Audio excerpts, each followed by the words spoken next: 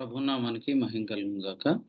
ప్రభువైన యేసుక్రీస్తు నామములో ఈ ఉదయకాలం కూడికకు చేరువచ్చిన ప్రియులందరికీ కూడా వందనాలు తెలియజేస్తున్నాను.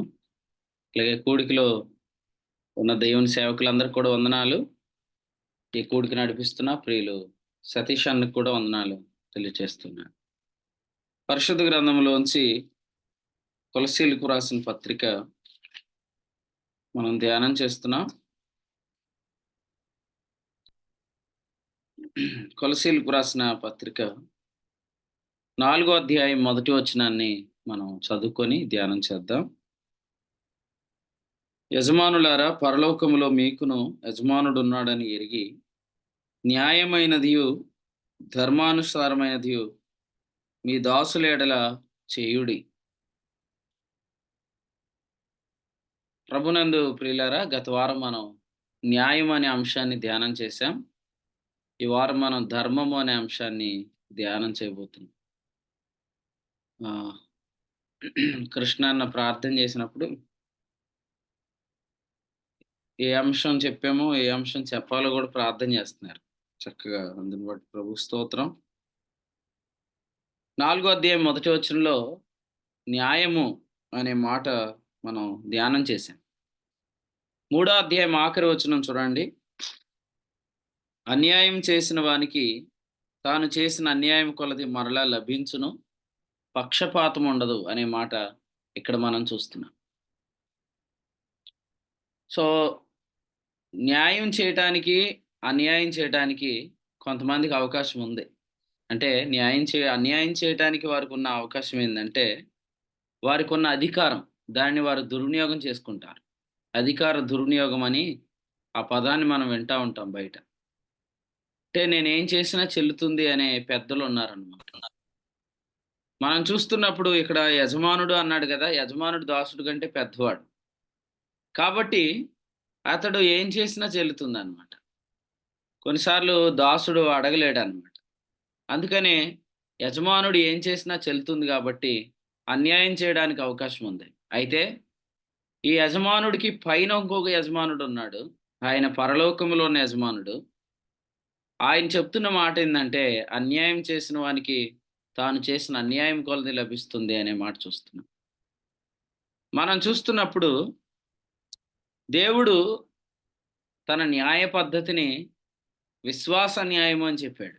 విశ్వాస న్యాయంలో యజమానుడు దేవుని కుమారుడే, దాసుడు కూడా దేవుని కుమారుడే. కాబట్టి ఒకవేళ యజమానుడు తనకున్న అధికారాన్ని బట్టి, తనకున్న పెద్దరికాన్ని బట్టి ఒకవేళ దాసుని ఎడల కఠినంగా ప్రవర్తిస్తే, ఆ దాసుడు మరి తనకున్న విశ్వాస న్యాయాన్ని, విశ్వాస హక్కును బట్టి న్యాయాధిపతి దగ్గరికి వెళ్తే, అనగా దేవుని యొద్దకు వెళ్తే, చూడండి నిర్గమకాండం 21వ అధ్యాయంలో న్యాయాధిపతి అనే మాట దగ్గర దేవుడు అనే మాట మనం చూస్తాం, లేదా దేవుడు అనే మాట దగ్గర న్యాయాధిపతి అనే మాట చూస్తాం. 6వ వచనం చూడండి. 6వ వచనంలో దేవుని యొద్దకు అనే దగ్గర ఫుట్ నోట్లో న్యాయాధిపతి యొద్దకు అని ఉంది. కాబట్టి మనకు ఎటువంటి అన్యాయం జరిగినా మనం వెంటనే అది దేవుని యొద్దకు తీసుకొని రావాలి. ఆయన విశ్వాస న్యాయాన్ని బట్టి తీర్పు తీర్చేవాడు. ఆయన విశ్వాస న్యాయాన్ని బట్టి తీర్పు తీర్చేవాడు. విశ్వాస న్యాయం అంటే ఏంటంటే, నిన్నే మనం దావీదు విషయంలో విన్నాం, నీతిని బట్టి తీర్పు తీర్చుట. దేవుడు తీర్పు తీర్చినప్పుడు ఆయన నీతి ద్వారా తీర్పు తీర్చేవాడుగా ఉన్నాడు. సో ఆయనకు ఒక బేస్ ఉందన్నమాట. ఆయనకు ఒక ప్లాట్‌ఫార్మ్ ఉందన్నమాట. ఆయనకు ఒక పునాది ఉంది. దాన్ని ఆనుకొని ఆయన తీర్పు తీరుస్తాడు. ఆయన పీఠము మోషే పీఠం. దెబోరా తీర్పు తీర్చినప్పుడు ఆమె సరళ వృక్షము క్రింద కూర్చుండుటకు హద్దు అని మనం చూస్తాం.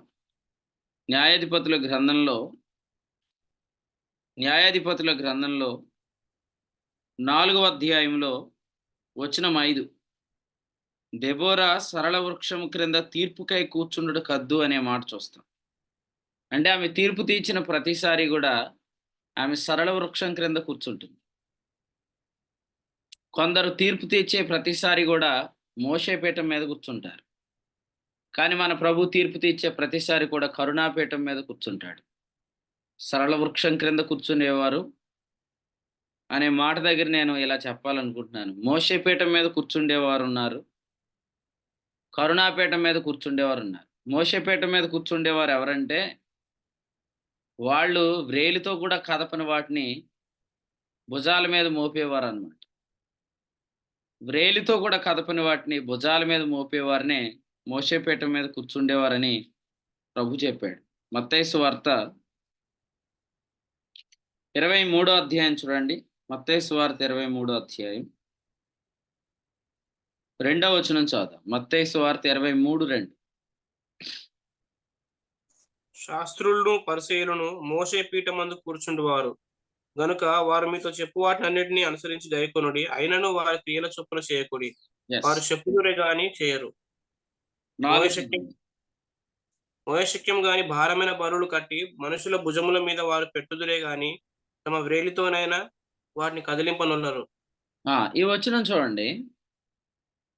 ఈ వచనంలో మోషే పీఠం మీద కూర్చుండేవారు అంటే ధర్మశాస్త్రాన్ని బట్టి తీర్పు తీర్చేవారు అని అర్థం. ధర్మశాస్త్రాన్ని బట్టి తీర్పు తీర్చే శక్తి, అధికారం కేవలం దేవుడికి మాత్రమే ఉంది. ఎక్కడుంది ఈ వచనం? లాస్ట్ వీక్ కూడా మనం టచ్ చేసాం దీన్ని. ఎవరైనా చెప్తారా? రోమపత్రిక 2వ అధ్యాయం. రోమపత్రిక 2వ అధ్యాయంలో లేదండి పాస్టర్ గారు. యాకోబు పత్రికలో యాకోబు పత్రికలో ఉంది. చదవండి. యాకోబు రాసిన పత్రిక 4వ అధ్యాయము వచనం 12. ఒక్కడే ధర్మశాస్త్రమును నియమించి న్యాయం విధించువాడు అన్నాడు. ధర్మశాస్త్రాన్ని విధించి ధర్మశాస్త్రాన్ని నియమించి న్యాయం విధించేవాడు దేవుడు మాత్రమే. ఎందుకంటే ఆయన మాత్రమే దాన్ని నెరవేరుస్తాడు కాబట్టి ఆయన మాత్రమే దాన్ని బట్టి తీర్పు తీరిస్తే బాగుంటుంది. ధర్మశాస్త్రాన్ని వ్రేలితో కూడా కదపనోళ్ళు, ధర్మశాస్త్రం వల్ల నీతిని పొందలేని వారు దాన్ని బట్టి తీర్పు తీర్చడం అంటే ఎదుటి వ్యక్తి లోకు కాబట్టి ఆ వ్యక్తి జీవితంతో ధర్మశాస్త్రాన్ని ఉపయోగిస్తారు తప్ప వ్యక్తిగతంగా మనం ఎంతవరకు కరెక్ట్గా ఉన్నామనేది వీళ్ళు చూసుకోరన్నమాట. చూడండి, చాలా మంది తీర్పులు ఎలా ఉంటాయంటే, వాళ్ళు ఎదుటి వ్యక్తిని ఏదైతే విమర్శిస్తున్నారో ఆ విమర్శలు ఒకసారి వాళ్ళు కూర్చొని ఆలోచిస్తే అంతకంటే ఘోరంగా వారి వ్యక్తిగత జీవితాల్లో ఉంటాయి, కుటుంబాల్లో ఉంటాయి, పరిస్థితులు ఉంటాయి. కానీ ఇంకా వాళ్ళు ఎంత గ్రుడ్డివారైపోతారో వాక్యమే చెప్పింది. ధర్మశాస్త్రాన్ని బట్టి తీర్పు తీర్చేవారిని అందులైన మార్గదర్శకులు అన్నాడు. అంటే మీరు అనుకుంటారు కొన్నిసార్లు కూర్చొని, ఈయన ఆయనకి తీర్పు తీరుస్తున్నాడు కదా, ఈయన ఆయనకి మోషేపీఠం మీద కూర్చొని తీర్పులు ఇస్తున్నాడు కదా, మరి ఈయన ఫ్యామిలీ ఎలా ఉంది కదా, ఈయన సంఘం ఎలా ఉంది కదా, ఈయన వ్యక్తిగత జీవితం ఎలా ఉంది కదా, ఈయన పరిస్థితులు ఇలా ఉన్నాయి కదా అని మనం అంటాం. కానీ కనీసం వాళ్ళు వాటి గురించి ఆలోచన కూడా చేయలేనంత గుడ్డితనంలోనికి పోతారు. అందుకనే మోషే పీఠం ఎదుటి వ్యక్తికి తీర్పులు తీర్చడానికి పనిచేసి తప్ప అందులో మనం ఎంత అన్యాయంగా ప్రవర్తిస్తున్నాం అనేది కూడా ఆలోచన చేయలేని గుడ్డితనంలోనికి తీసుకొని పోతుంది. అసలు ముందు ఒక విషయం చెప్తాను. కొన్నిసార్లు కొన్ని సంఘాలలో స్టేజ్ మీదకి ఎక్కనీయరు అనమాట. మనల్ని స్టేజ్ మీదకి ఎక్కనీయరు. క్రింద ఉండి పాట పాడాలి, క్రింద ఉండి ప్రార్థన చేయాలి. ఎందుకంటే అది అతి పరిశుద్ధ స్థలం వారి లెక్కలో. అందుకని అందులోనికి ప్రధాన యాజకుడు ఒక్కడే వెళ్ళాలన్నమాట. అందుకని ఎవరిని వెళ్ళనీయరు అనమాట. సో అందుకనే వారు దాన్ని పులిపీటిని బలిపీఠం అంటారన్నమాట. సో బలిపీఠం ఎక్కకూడదని అంటారు. సో నేను దీన్ని ఇలా చెప్తాను వివరంగా. ఈరోజు ఎక్కడైతే నిలబడి మోషే ధర్మశాస్త్రాన్ని అనుసరించి బోధలు చేస్తున్నారో వాళ్ళందరూ కూడా వాస్తవంగా అక్కడ నిలబడి వాక్యం చెప్పే అధికారం వాళ్ళకి లేదు. ఎందుకంటే అక్కడ నిలబడి మాట్లాడటానికి శక్తి గలవాడు ఒక్కడే. ఆ శక్తి ఎక్కడే రాశాడు. యాకోబు పత్రికలో శక్తి అనే పదం ఉందా? చదివిన వచనంలో చూడండి. యాకోబు రాసిన పత్రిక 4వ అధ్యాయం వచనం 12లో ఆయనే రక్షించుటకును నశింపజేయుటకును శక్తిమంతుడై ఉన్నాడు. పరునికి తీర్పు తీర్చుటకు నీవెవడవు? అంటే తీర్పు తీర్చకూడదా? పరునికి తీర్పు తీర్చకూడదా? తీర్పు తీర్చవచ్చు, కానీ ధర్మశాస్త్రాన్ని బట్టి తీర్పు తీర్చే అధికారం ఎవరికీ లేదు. అంటే కొన్నిసార్లు ఇలా మన తీర్పు చేసినప్పుడు ఇలా అంటామనమాట. నేను అసలు ఇలాంటి మిస్టేక్ ఎప్పుడు చేయలేదు. ఈ మిస్టేక్ చేసావు కాబట్టి నువ్వు కరెక్ట్ కాదు. ఒక విషయం మీరు తెలుసుకోండి. మిస్టేక్ చేసావు కాబట్టి కరెక్ట్ కాదు.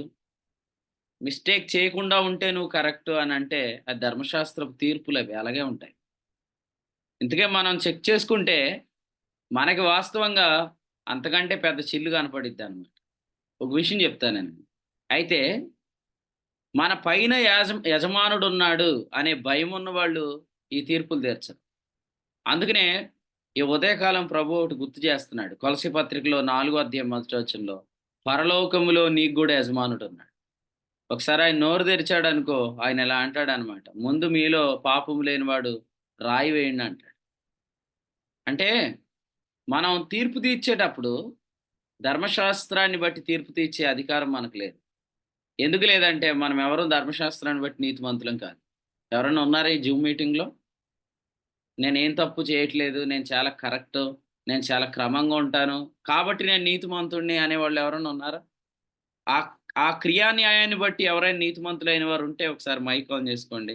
రోమాపత్రికలో మీ గురించి వాక్యం ఏం చెప్పిందంటే 3వ అధ్యాయము వచనం 27 కాబట్టి అతిశయ కారణం ఎక్కడ అది కొట్టివేయబడిను.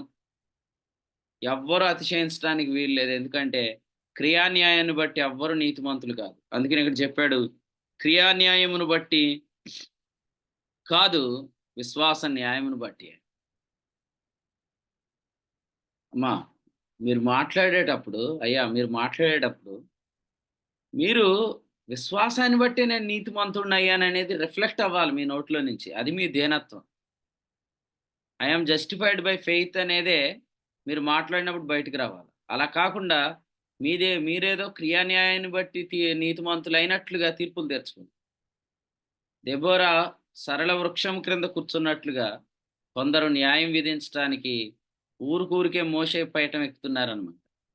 మోషే పీఠం కూడా మిమ్మల్ని ఏమంటది తెలుసా? అసలు నువ్వు ఈడ కూర్చోడానికి నువ్వు అర్హుడివేనా?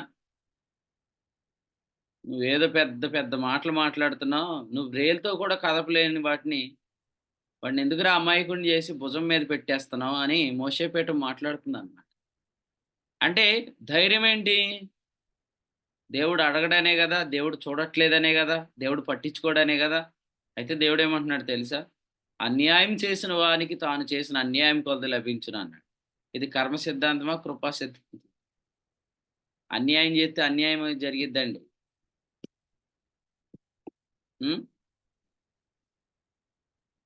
లాస్ట్ వీక్ వివరణ చెప్పాను. కర్మ సిద్ధాంతమా కాదని అంత వివరంగా చెప్పా లాస్ట్ వీక్ నేను. అన్యాయం చేసిన వానికి తాను చేసిన అన్యాయం కొలత లభించిన అనేది కృప. ఎలాగ కృప అని చెప్పాను? గలతీ పత్రిక 6-7 వచనాన్ని కూడా చెప్పాను లాస్ట్ వీక్.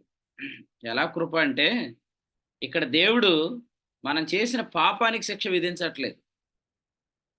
నీకు ఏది జరిగితే అదే నీకు జరిగిద్ది అంటానికి ఇక్కడ దేవుడు పాపానికి శిక్ష విధించట్లేదు. దేవుడు ఏం చేస్తున్నాడంటే మనం ఒకవేళ పాపం చేసామనుకోండి, అవతల ప్రక్క ఎవరికైతే అన్యాయం జరిగిందో ఆ వ్యక్తి పట్ల ఉన్న ప్రేమను బట్టి ఆయన తీర్పు తీరుస్తున్నాడు. పాపానికి శిక్ష విధిస్తే కర్మ అన్నమాట. రోమా 8:1 అది లేదు.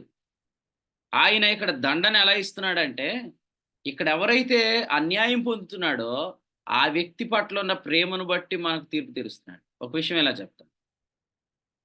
ఇప్పుడు శిక్షా విధి అనుకోండి, అకార్డింగ్ టు సెక్షన్ బట్టి తీర్పు తీరుస్తాడు. ప్రేమను బట్టి అనుకోండి, అవతల వ్యక్తిని ఎంత ప్రేమిస్తున్నాడో అంతను బట్టి తీర్పు వచ్చింది. మొన్నే కదా ఇదే తప్పు చేసిన ఒక వ్యక్తిని నువ్వు ఎలా కొట్టావు, నన్ను ఇంకా ఎందుకు గట్టిగా కొట్టావు అని అడిగారు అనుకోండి దేవుడిని. దేవుడు సెక్షన్ మార్చాను అండవు. దేవుడు ఏమంటాడు తెలుసా? వాడిని ప్రేమించింది తక్కువ కాబట్టి వాడికి జరిగిన అన్యాయం విషయంలో అలా ప్రవర్తించాను. ఈ వ్యక్తిని ఎక్కువ ప్రేమించాను కాబట్టి ఈ వ్యక్తి విషయంలో ఇంకెక్కువ రియాక్ట్ అయ్యానని చెప్తాడు. అర్థమైందండి మీకు?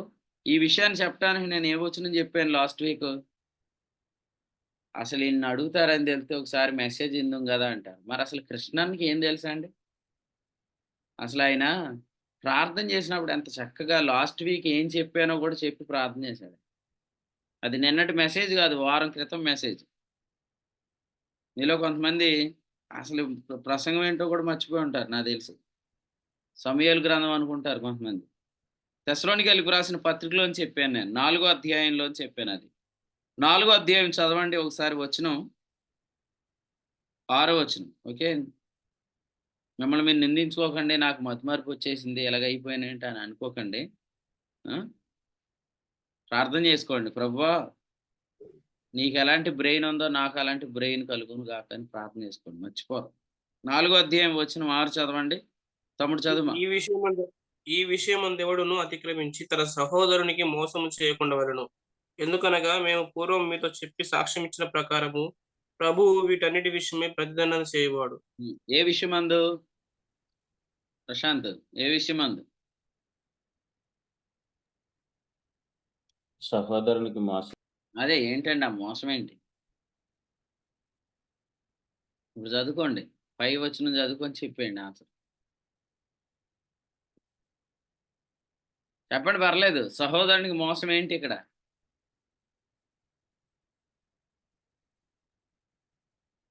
అయ్యో! దేవునికి స్తోత్రం. తెస్సలోనిక మొదటి పత్రిక 4 అధ్యాయం సందర్భం బోలెడన్ని సార్లు వింటాం మనం. జాగ్రత్తం జాగ్రత్త. జాగ్రత్త. వ్యభిచారం అండి. ఇక్కడ విషయం ఏందంటే సాధారణంగా ఆయన ప్రతిదండన చేసినప్పుడు వ్యభిచారానికి శిక్ష విధించట్లేదు ఇక్కడ. వ్యభిచారానికి శిక్ష విధిస్తే అది కండెమ్నేషన్. కానీ ఇక్కడ ఏం చేస్తున్నాడు? ఎవరికైతే కీడు జరిగిందో ఆ వ్యక్తి పక్షంగా ఆయన దండిస్తున్నాడు. దీన్నేమంటారు? కండెమ్నేషన్ అనరు. అన్యాయానికి దేవుడు చేసే అన్యాయం అన్నమాట. అంటే అన్యాయం చేసిన వాడు ఎదుర్కొనే అన్యాయం. దేవుడు వాడికి న్యాయం చేస్తాడు. ఎవరి పక్షంగా? అన్యాయం పొందిన వాని పక్షంగా. దీనికి ఖచ్చితంగా అవతల వ్యక్తి అప్లికేషన్ ఖచ్చితంగా కోర్టులో సబ్మిట్ చేయాలి. దేవుని దగ్గరికెళ్ళి ఒక మాట ఇలా అంటే చాలు. ప్రభువా నేను నీ ప్రియుడను గదా! నా విషయంలో ఇంత ఘోరంగా ప్రవర్తించాడు ఈ వ్యక్తి అని చెప్తే చాలు. ఇక నీ పని అయిపోయినట్టే. అంటే ఒక కోర్ట్ లేదిక్కడ. మొన్నటిదాకా హైదరాబాద్‌లో కోర్ట్ ఉండేది. ఆ కోర్ట్ తీసేశారనమాట. ఆ కోర్ట్ ఏందంటే కండెమ్నేషన్ కోర్ట్ అనమాట. అది తీసేశారు. ఇప్పుడు ఇంకో కోర్ట్ పెట్టారు. అది పరలోకంలో ఉంది ఈ కోర్ట్. ఈ కోర్ట్ పేరేందంటే ఇది కండెమ్నేషన్ కోర్ట్ కాదు. పాపానికి శిక్ష విధించే కోర్ట్ కాదు. ప్రేమించబడుతున్న వ్యక్తి పక్షంగా పనిచేసే కోర్ట్ అన్నమాట. కాబట్టి వ్యభిచారానికి శిక్ష విధించట్లేదు దేవుడిక్కడ. వ్యభిచారం వలన కీడు పొందిన వ్యక్తి దేవునికి ప్రియుడు కాబట్టి ఆ ప్రియుని పక్షంగా దండిస్తాడు. వ్యభిచారానికి శిక్ష కంటే తీవ్రంగా ఉండొచ్చు. గుర్తుపెట్టుకోండి. వ్యభిచారానికి వచ్చే శిక్ష కంటే ఇది చాలా తీవ్రంగా ఉంటది. ఎందుకంటే ఇక్కడ అన్యాయం పొందుతున్న వ్యక్తి ఎవరో కాదు, దేవునికి ప్రియుడు. ఆ వ్యక్తి ఎళ్లి ఏమనక్కర్లేదు. నేను పాస్టర్‌ని గదా అన్నాడనుకోండి, పెద్దగా తీర్పు రాదు. నేను సంఘ పెద్దనే, ఇదిగో నా విషయంలో చాలా అన్యాయంగా ప్రవర్తించాడు అన్నా కూడా పెద్ద విషయం ఏం జరగదు. ఒకవేళ గాని అతడు గుర్తించి ఇలా అన్నాడనుకోండి, దేవా నేను నీ ప్రియుడను అన్నాడనుకోండి, నీ పని అయిపోయినట్టే. ఓకే. తెలంగాణ భాషలో చెప్పాలంటే నీ పని ఖతం అంతే. అందుకనే గుర్తుపెట్టుకోండి. దేవుడు అన్యాయం చేసిన వానికి అన్యాయం కొలది లభించిద్దని చెప్తున్నాడంటే అది కర్మ సిద్ధాంతం గాదు. నేను చాలా వివరంగా ఎందుకు చెప్తానంటే కొందరు ఈ వచనాల్లో నుంచి మిమ్మల్ని అడిగినప్పుడు మీరు మా పాస్టర్ గారిని అడుగుతాను, ఓసారి ఫోన్ చేసి మాట్లాడతానని అనకూడదు. అందుకనే మీకు చాలా వివరంగా ప్రతి వచనం దగ్గర నిలబడి చెప్తున్నాను నేను. గలతీ 6:7 గాని, అలాగే కొలస్సీలకు రాసిన పత్రిక 3వ అధ్యాయం ఆఖరి వచనంలో గాని, అన్యాయం చేసిన వానికి తాను చేసిన అన్యాయం కొలది లభించునంటే, దేవుడు ఎలాగూ న్యాయం చేస్తాడంటే ఇక్కడ, ఎవరినైతే ఆయన ప్రేమిస్తున్నాడో ఆ వ్యక్తి పక్షంగా ఆయన ఖచ్చితంగా పనిచేస్తాడు. కదా! మీకెవరికైనా అన్యాయం జరుగుతుందా? మీరు పెద్ద దీర్ఘ ప్రార్థన ఏం చేయొద్దు. చిన్న ప్రార్థన చేయండి. ఏమనంటే, ప్రభువా నీ రక్తమును బట్టి నువ్వు నన్ను విమోచించావు. నా కొరకు నువ్వు ప్రాణం పెట్టావు. మరి నాకు అన్యాయం జరుగుతుంది గదా! నేను నీ ప్రియుడని గదా! నీ రొమ్మున ఆనుకున్నాను అని చెప్పి మనం ప్రార్థన చేస్తే చాలు. ఖచ్చితంగా ప్రభువు మన పక్షంగా న్యాయం చేస్తాడు. అందుకనే అన్యాయం చేసిన వానికి తాను చేసిన అన్యాయం కొలది లభించును అనే మాట యొక్క అర్థాన్ని ఈ ఉదయకాలం మనం గ్రహిస్తున్నాం. ఓకే. మళ్ళీ చెప్తున్నాను. మోషే పీఠం మీద కూర్చుండి తీర్పు తీరుస్తున్న వారందరూ కూడా అతిశయిస్తున్నవారన్నమాట. ఏమని అతిశయిస్తున్నారు? నేను ధర్మశాస్త్రాన్ని బట్టి నీతిమంతుణ్ణి అని అతిశయిస్తున్నారు. ఎవరైనా ధర్మశాస్త్రాన్ని బట్టి నీతిమంతులు ఉన్నారా? ఎవరు లేరు. కాబట్టి ధర్మశాస్త్ర మూలమగు నీతి ద్వారా ఎవరికీ తీర్పు తీర్చే అధికారం లేదు. మరి తీర్పు తీర్చగలవాడు తీర్పు తీరుస్తాడా? తీర్పు తీర్చగలవాడు ఎవరు? దేవుడే. ఒక్కడే. తీరుస్తాడా?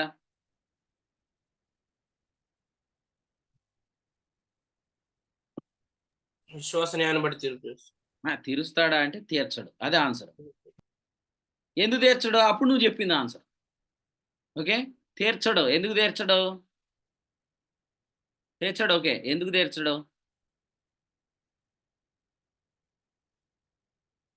తీర్చడానికి ఆయనకు శక్తి ఉంది కదా! ఎందుకంటే ఆయన నియమాన్ని ఆచరించగలడు.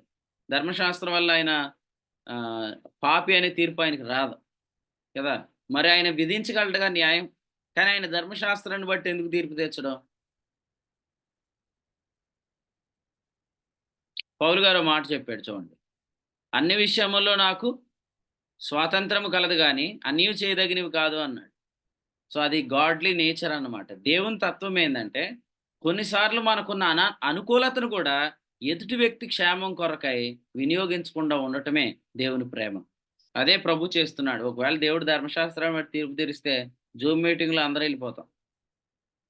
ఎందుకంటే ధర్మశాస్త్రాన్ని బట్టి తీర్పు తీరిస్తే మనం ఎవ్వరం కూడా దేవుని దృష్టికి అంగీకరించబడం. ధర్మశాస్త్రాన్ని బట్టి తీర్పు అంటే అందులో దేవుడు తన కుమారుడు మన కొరకు అనుగ్రహించడు, మన కొరకు ఆయన ప్రాణం పెట్టడు, మనల్ని ఆయన విమోచించడు. ఆ స్కేల్‌ని బట్టి చూస్తే మనం అందరం కూడా అనర్హులం అయిపోతాం. దేవుడు ఒక్కడే ఉంటాడు. కొన్నిసార్లు మనం ఒక్కళమే అన్నట్లు అతిశయించడానికి కొన్ని తీర్పులు తీరుస్తాం. నేను ఒక్కడినే ఉండాలి, ఇంకెవరు ఉండకూడదు అనుకుంటా. కానీ దేవుడు ఉండగలడు ఒక్కడే. కానీ ఆయన ఒక్కడే ఉండాలని ఇష్టపడట్లేదు. అందుకని ఇలా రాశాడు. ఒక్కడే ధర్మశాస్త్రమును విధించి న్యాయం తీర్చగలవాడు. ఆయనే రక్షించుటకు నశింపజేయుటకు శక్తి గలవాడు అన్నాడు. అయినా కూడా ఆయన ధర్మశాస్త్రాన్ని బట్టి తీర్పు తీర్చడు. ఏ పాయింట్ ఆఫ్ టైంలో కూడా ఆయన ధర్మశాస్త్రాన్ని బట్టి తీర్పు తీర్చడు. తీర్చడానికి అధికారం గలవాడే తీర్చకుండా ఉంటే నెరవేర్చలేనోడు తీర్చేస్తున్నాడు తీర్పు. నీకు అర్థమైందా? అసలు తీర్చగలవాడే అక్కడ కూర్చొని తీర్పు తీర్చకుండా కూర్చొని ఉంటే దానిని నెరవేర్చలేనోడు దానివల్ల ప్రసంగాలు చేసేస్తున్నాడు. ఈరోజు ప్రసంగికుల్లో ధర్మశాస్త్ర ఉపదేశకులు అందరూ మోసేపేట మీద కూర్చోండి తీర్పు తీరుస్తున్న వారే. ఒకసారి దేవుడు వీరితో ఏం మాట్లాడుతున్నాడంటే, ఒరే నేను చేయగలిగి నేనే చేయట్లేదు కదరా, మీరు ఎందుకురా ఇది చేస్తున్నారని అంటున్నాడు ఆయన. అన్నాడా లేదా? యోహాను సువార్త 8వ అధ్యాయంలో ఆయన నేల మీద వ్రేలుతో ఏదో రాయిచుండేనంటే అర్థం ఏంటి? నేల మీద వ్రేలుతో రాస్తున్నాడంటే 10 కమాండ్మెంట్స్ ఇచ్చిన వాడు నేనేం చెప్తున్నాడు వాళ్ళకి. నేల మీద వ్రేలుతో రాస్తున్నాడంటే మేనే టేకులు ఉపార్సిన్ కాదు. ఓ పెద్దోళ్ళు కొంతమంది అలా బోధించి పడేశారు. మేనే టేకులు ఉపార్సిన్ నీ పాపాలన్నీ నేల మీద రాసేస్తున్నాడని చెప్పారు. అది కాదు. నేల మీద రాస్తుంది ఏంటంటే యూదులు ఇశ్రాయేలీల నేల రాతి నేల, కొండ నేల. ఆ కొండ నేల రాతి నేల. అంటే నేను 10 కమాండ్మెంట్స్‌ని రాతి నేల మీద రాశాను అని ఆయన గుర్తు చేస్తున్నాడు. కమాండ్మెంట్స్ ఇచ్చిన వాడని నేనే. నేను గాని తీర్పు తీర్చొచ్చు. అసలు నేనే తీర్పు తీర్చట్లేదు దాన్ని అనుసరించి. మీరెందుకు అతిశయపడుతున్నారు? మీలో అసలు పాపం లేనివాడు ఎవడు ముందు రాయండి అన్నాడు. అంటే అర్థం ఏంటి? పాపం లేనివాడు అంటే అర్థం ఏంటి? పాపం లేనివాడు ఏం చేయొచ్చు? చెప్పండి. పాపం లేనివాడు ఏం చేయొచ్చు? తీర్పు తీర్చొచ్చు. పాపం లేనివాడు తీర్పు తీర్చడం కాదు. పాపం లేనివాడు 10 ఆజ్ఞలు నెరవేర్చొచ్చు. పాపం లేనివాడు 10 ఆజ్ఞలు నెరవేర్చొచ్చు కదా! కాబట్టి 10 ఆజ్ఞలు ఎవరు నెరవేరుస్తున్నారో మీరు రాయండి. ఒకవేళ మీలో 10 ఆజ్ఞలు నెరవేరుస్తున్నవాడు ఏంటి అన్నాడు అనుకోండి, నేను బాల్యం నుండి ఆచరిస్తున్నాను అన్నవాడు ముందు రాయి విసిరేస్తాడు ఆలోచించకుండా. ఈలోగా ఆమె చచ్చిపోద్ది. ఆ తర్వాత వీడు ఆలోచిస్తాడు. నీకు ఇంకా ఒకటి కొదువుగా ఉందని ప్రభు చెప్పేలోపు అవతల వికెట్ పడిపోద్దన్నమాట. అందుకని ప్రభు ధర్మశాస్త్రాన్ని ఎవరు నెరవేరుస్తున్నారని అడగల. ఏమడిగాడు తెలుసా? మీలో పాపం లేనివాడు. సో నివసించే పాపం ఉందా లేదా? ఉంటే ఎవరు దానివల్ల నీతిమంతులు అవ్వరు. కాకపోతే ఎవరికి ధర్మశాస్త్రాన్ని బట్టి తీర్పు తీర్చే అధికారం లేదు. ఒక్కడికే ఉంది. కానీ ఆయన తీర్చడు. ఎందుకంటే ఆయన తనకున్న అధికారాన్ని మన కొరకై వినియోగించుకోవట్లేదు కదా. మనకు కానీ దొరకాలి కానీ రాయి విసిరేస్తాం అన్నమాట అంతే. తర్వాత ఆలోచిస్తాం. విసిరేసిన తర్వాత అవతల వ్యక్తి చచ్చిపోయాక అప్పుడు ఆలోచిస్తాం. మన ప్రభువు చేయగలడు కానీ ఆయన చేయడు. ఎందుకు చేయడంటే ఆయన నశింపజేసేవాడు కాదు, రక్షించే రక్షించే స్వభావం గలవాడన్నమాట. నేను దీన్ని ఇలా చెప్పాలనుకుంటాను. మీరు ఎప్పుడైనా స్టడీ చేయండి. ఓకే. చాలా మంచి టాపిక్ ఇది. ఆదాం మనలో ఒకడి వంటి వాడయ్యాడు. ఆదాం మనలో ఒకని వంటి వాడయ్యాడు. ఆదాం మనలో ఒకని వంటి వాడు అంటే ఏమయ్యాడు? మంచి చెడ్డలను ఎరిగిన వాడయ్యాడు. అంటే దేవుడికి కూడా మంచి చెడులు తెలుసు. కానీ ఆదాముకి తెలియటం ఆయనకి ఇష్టం లేదు. ఎందుకు? కొన్నిసార్లు కొన్ని సీక్రెట్లు మనకు తెలుసు. కానీ అందరికి చెప్పకూడదు. ఎందుకు చెప్పకూడదు? మనకు సీక్రెట్ తెలిసినా మనం ఎదుటి వ్యక్తిని ప్రేమించగలం. కానీ ఇదే విషయం ఒక వ్యక్తికి తెలిస్తే వాడు ప్రేమించలేడు. అలాంటోడికి చెప్పకూడదు. ఉదాహరణకి నాకంటే సత్యనారాయణ గారు విశ్వాసంలో కొంత బలంగా ఉన్నారనుకోండి. అప్పుడు ఆయన కొన్ని సీక్రెట్లు నాకు చెప్పడు. ఎవరి గురించి? ఎవరి గురించి అంటే ప్రశాంత్ గురించి అనుకుందాం. ఓకే. ప్రశాంత్ గురించి ఏదో ఆయనకి తెలియకూడదని తెలిసింది. నాకు ఆయన చెప్పట్లా. ఎందుకు చెప్పట్లేదు? ఎందుకంటే ఆయన ఈ మంచి చెడులను ఎరిగినా దాన్ని బట్టి ప్రవర్తించకుండా విశ్వాస న్యాయాన్ని బట్టి ప్రవర్తిస్తాడు ప్రశాంత్ విషయంలో. కానీ నాకు తెలిస్తే నేను విశ్వాసాన్ని బట్టి ప్రవర్తించకుండా మంచి చెడ్లను బట్టి ప్రవర్తించి ప్రశాంత్‌ని అటాక్ చేసేస్తాను. నాకు చాలా పెద్ద చిల్లు ఉంది వెనకాల. కానీ ఆ చిల్లు గురించి నేను ఆలోచించకుండా ప్రశాంత్‌ని నేను తీర్పు తీర్చేస్తాను. అందుకనే సత్యనారాయణ గారి సీక్రెట్ నాకు చెప్పు. అప్పుడు నేను ఇలా అన్నానన్నమాట. ఎవరితో? సతీష్ అన్నతో అన్నాను. సతీష్ అన్న, నేను కారులో తిప్పితే తిరుగుతున్నాడు. నేను సేవలో తిప్పితే తిరుగుతున్నాడు. అసలు నేనే లేకపోతే ఆయనకి అసలు మీటింగ్ నడిపించే దిక్కే లేదు. నేను లేకపోతే ఆ సత్యనారాయణ గారికి అసలు గుర్తింపే లేదు. అలాంటి వాడు చూసావా నా దగ్గర కూడా సీక్రెట్లు దాస్తున్నాడు అని నేను సతీష్ అన్నకి చెప్పాను. అప్పుడు సతీష్ అన్న నాకు చెప్పాడన్నమాట. ఏమనంటే, "మీకే కాదు బ్రదర్ నాకు గూడా దాస్తున్నాడని" చెప్పాడన్నమాట. సతీష్ అన్నకి ఎందుకు దాస్తున్నాడు? సతీష్ అన్నకు గూడా చెప్పినా ఆయన గూడా తొందరగా విశ్వాస న్యాయాన్ని బట్టి వెళ్ళడని ఆయనకి తెలుసు కాబట్టి. సో, గమనించండి. మనం కొన్ని సీక్రెట్లు తెలిసినా అందరికి చెప్పం. ఎందుకు చెప్పమంటే, మనం ఆ సీక్రెట్ తెలిసినా ఆ వ్యక్తి విషయంలో క్రియా న్యాయాన్ని బట్టి ప్రవర్తించం కాబట్టి. ఈరోజు కొన్ని విషయాలు కొందరికి చెప్పకూడదు. కానీ మనం చెప్పేస్తాం. ఎందుకు చెప్తాము? ఎందుకంటే ఆ మెచ్యూరిటీ మనకు లేదు కాబట్టి. ఇప్పుడు మీరు చెప్పండి. మన సేవలో, మన పరిచర్యలో ఉన్న విషయాలు ఇప్పుడే వాక్యం వింటున్న వారికి చెప్పొచ్చా? ఇప్పుడు మన పరిచర్యలో చాలా విషయాలున్నాయి. ఇప్పుడు కూర్చుంటే తప్ప ఏది న్యాయమో, ఏది ధర్మమో బయటికి రాదు. కానీ కూర్చొని మాట్లాడుకోకుండా, ఈ విషయాలేమి బయటికి రాకుండా, ఇప్పుడే వాక్యం క్రొత్తగా వింటున్న వారికి ఈ విషయాలన్నీ చెప్పి, ఇవి లోపాలుగా చెప్పడం అవసరమా? ఎందుకంటే వాళ్ళలో విశ్వాసాన్ని బట్టి ప్రవర్తించేది ఇంకా రెడీ అవ్వలే. కొలసి 1:6 ఇంకా స్టార్ట్ అవ్వలేదు. స్టార్ట్ అవ్వనప్పుడు వీళ్ళకి మంచి చెడులో జ్ఞానం చెప్తే, వీళ్ళు మంచి చెడులను బట్టే ప్రవర్తిస్తారు తప్ప, విశ్వాసాన్ని బట్టి ప్రవర్తించరు. అలాంటోళ్ళకి ఎందుకు చెప్తున్నావు నువ్వు? అదన్నమాట ఇక్కడ మ్యాటర్. దేవుడికి బాధేందంటే, ఆదాము నాలో ఒకని వంటి వాడైపోతున్నాడంటే, దేవుడికి ఏదో ఒక కుళ్ళొచ్చేయలేదు. దేవుడికేం తెలుసంటే, I can hold it. I can hold it. నేను దీన్ని మెయింటైన్ చేయగలను. కానీ ఆదాము చేయలేడు. ఆదాము ఏం చేస్తాడు? ఇప్పటి నుంచి హవ్వ విషయంలో క్రియా న్యాయాన్ని బట్టి ప్రవర్తిస్తాడు.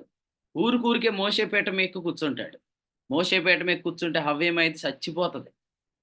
అంటే ఒక ఒక ఒక వ్యక్తి బలైపోయిద్ది అనే ఉద్దేశంతో ఆదాముకి ఈ జ్ఞానం తెలిసింది కాబట్టి అర్జెంట్‌గా ఆదాముని ఇక్కడి నుంచి మనం బయటికి వెళ్ళగొట్టాలని దేవుడు నిర్ణయం చేసుకున్నాడు.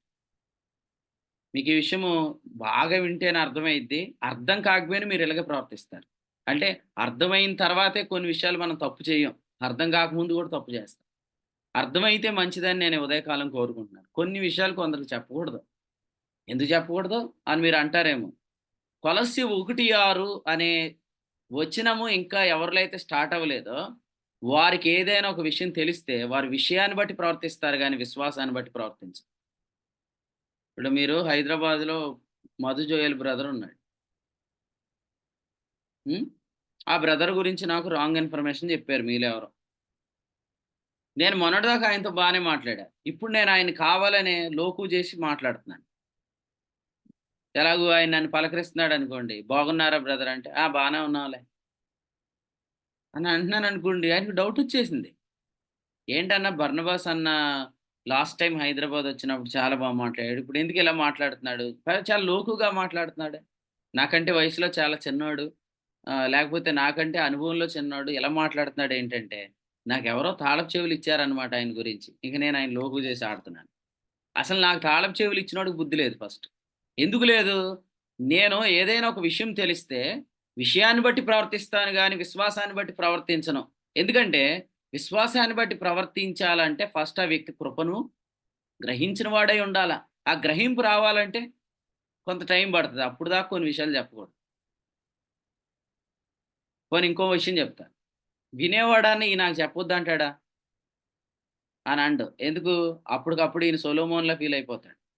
ఇద్దరు వేశ్యలకు తీర్పు తీర్చే సొలొమోన్‌లాగా ఈయన ఫీల్ అయిపోయి, "ఆ! చెప్పండి, చెప్పండి, చెప్పండి. నేను సెటిల్ చేసేత్తానంటాడు." నువ్వు సెటిల్ చేత్తవా? సంఘం అంత చిన్నదా? సంఘంలోని పరిచర్య అంత చిన్నదా? సంఘంలోని వ్యవహారాలు అంత చిన్నవా? నువ్వు తీర్చగలవా తీర్పు? కాబట్టి ఒక విషయం తెలుసుకుందాం.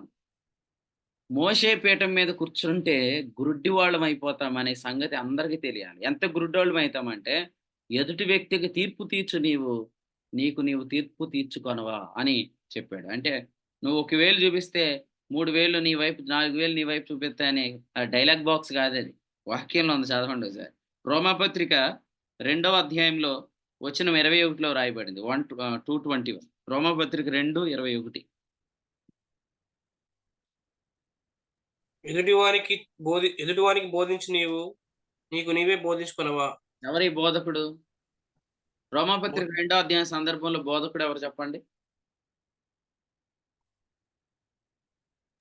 తీర్పు తీర్చేవాడు. ద- ధర్మశాస్త్రోపదేశం. ధర్మశాస్త్రోపదేశకుల అధ్యాయం ఇది. మీకేదైనా గుర్తు లేకపోతే రాసేసుకోండి అక్కడ. మీరు సారిసారిగా సందర్భం అడిగితే మర్చిపోతున్నారు. ఏ అధ్యాయంలో ఏ సందర్భం ఉంటుంది.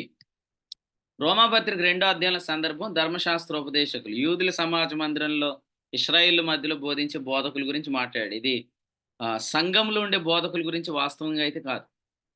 అయినా సంఘంలో కూడా ధర్మశాస్త్రోపదేశకులు ఉన్నారు. ఓకే, వినండి. వీళ్ళు ఏం చేస్తారంటే ఎదుటి వ్యక్తికే బోధిస్తారు.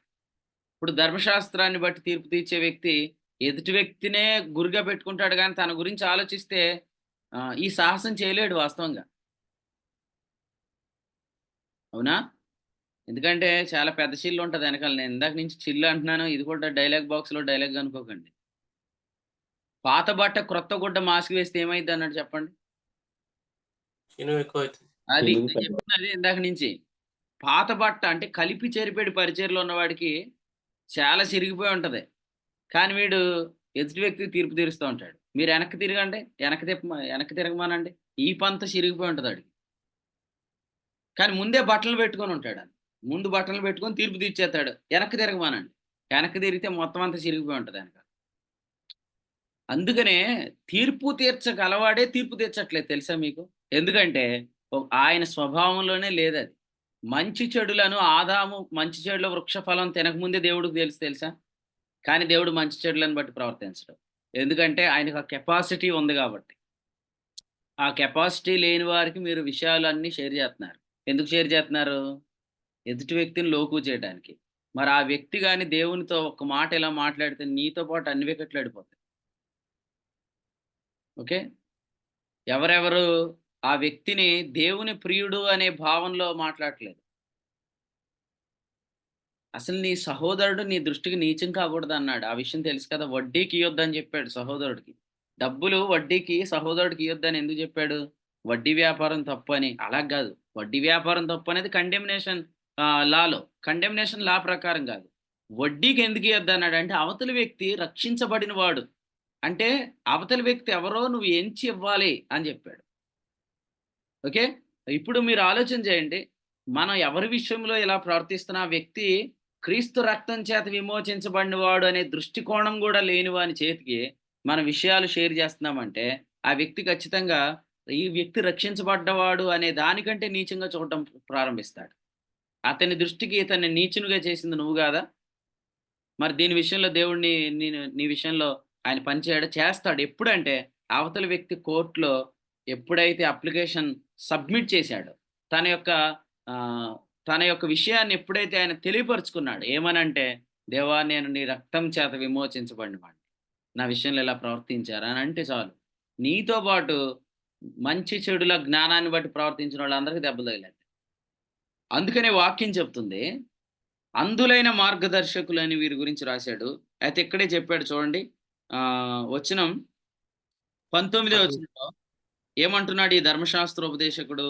నేను గ్రుడ్డి వారికి త్రోవ చూపువాడను అంటున్నాడు. యేసు ప్రభు శాస్త్రులు పరిచయం ఏమన్నాడు? మత్తయి సువార్త 23లో ఇందాక చదివా 2వ వచనంలో. మోషే పీఠం మీద కూర్చుండేవారు, వ్రేలితో కూడా కదపరు, కానీ వీళ్ళు ఏం చేస్తారు? భుజాల మీద మోపుతారు అన్నాడు కదా. అంటే దీన్ని బట్టి అసలు నాకు ఎందుకు వచ్చిన గొడవలు, అసలు తీర్పే తీర్చకూడదని కాదు, తీర్పు తీర్చాలి. తీర్పు ఎలా తీర్చాలి? ఇదే అధ్యాయంలో రాశాడు చూడండి. రోమాపత్రిక 2:16 చదవండి. రోమాపత్రిక 2:16.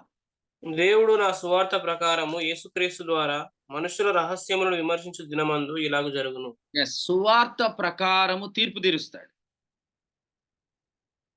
క్రీస్తు న్యాయపీఠం దగ్గర కావచ్చు, యూదులు అన్యులు అనే తీర్పు దగ్గర కావచ్చు, ధవళమైన సింహాసనం అనే తీర్పు దగ్గర కావచ్చు. 7 జడ్జిమెంట్స్ ఉన్నాయి బైబిల్‌లో. 7 తీర్పులు ఉన్నాయి.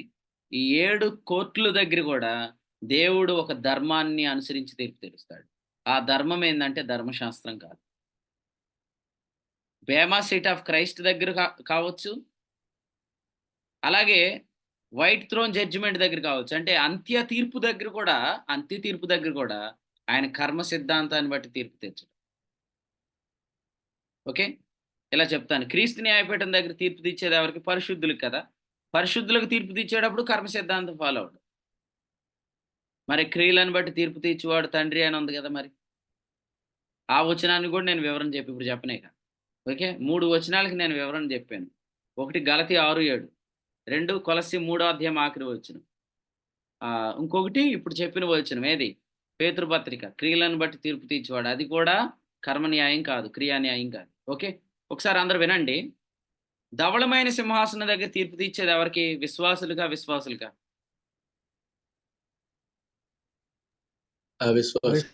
అవిశ్వాసులకు తీర్పు తీర్చేటప్పుడు ధర్మశాస్త్రాన్ని ఫాలో అవుతాడా? అక్కడ కూడా సువార్తను బట్టే తీర్పు తీరుస్తాడు. సువార్తను బట్టి ఏమని తీర్పు తీరుస్తాడంటే, నువ్వు పాపం చేసావు కాబట్టి పాపివి అంటే ధర్మశాస్త్రాన్ని బట్టి తీర్పు తీర్చినట్టు. కానీ అలా తీర్పు తీర్చడు. నువ్వు సువార్తను నమ్మలేదు కాబట్టి నువ్వు పాపివి అని చెప్తాడు.